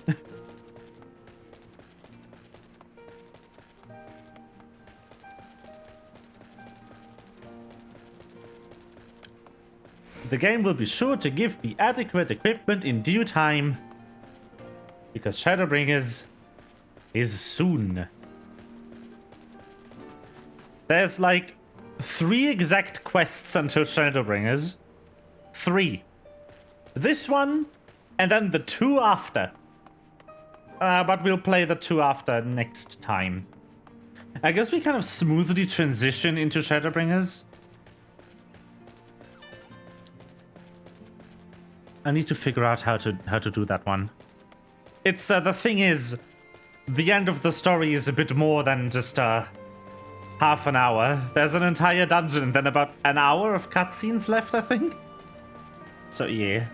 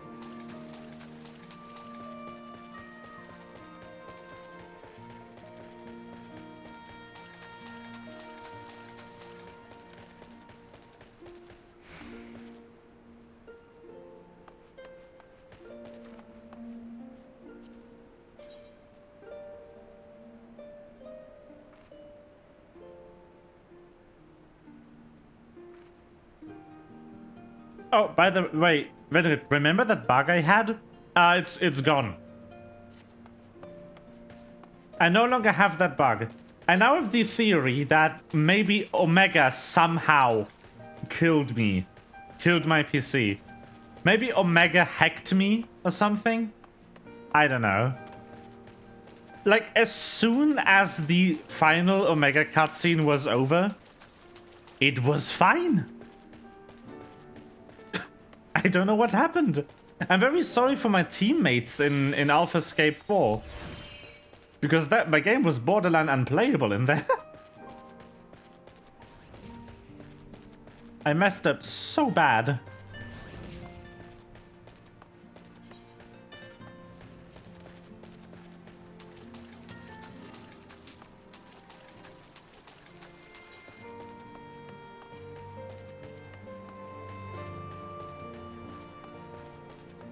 Well, now we wait for Gimlet Dark.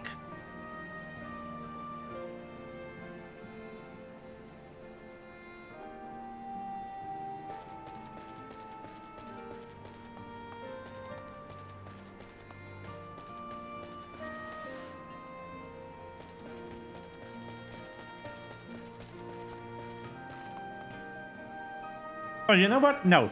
Actually, we don't wait for Gimlet Dark. I'm going to do Gimlet Dark next time. If I'm going to have some lead up to Shadowbringers anyway, because I can't finish today, I'm tired. I'm going to do Gimlet Dark next time as well. Because then the queue times will be shorter, because it's not 10 PM. I'm not trying to queue for a random Stormblood dungeon at 10 PM. Yeah. So change of plans. We'll play Gimlet Dark next time, and I'll end stream here. I hope you enjoyed the stream. I loved this. Like I didn't remember 90% of the stuff that happened. Oh, this is so good. Like I know a lot of answers to the questions that were asked. But I didn't even remember the question being asked. Like, this is super cool. In any case, this will be streamed for today. I hope you enjoyed it. If you did, you know the things. Do click the buttons that make my numbers go up. And I wish you a good night. Bye-bye.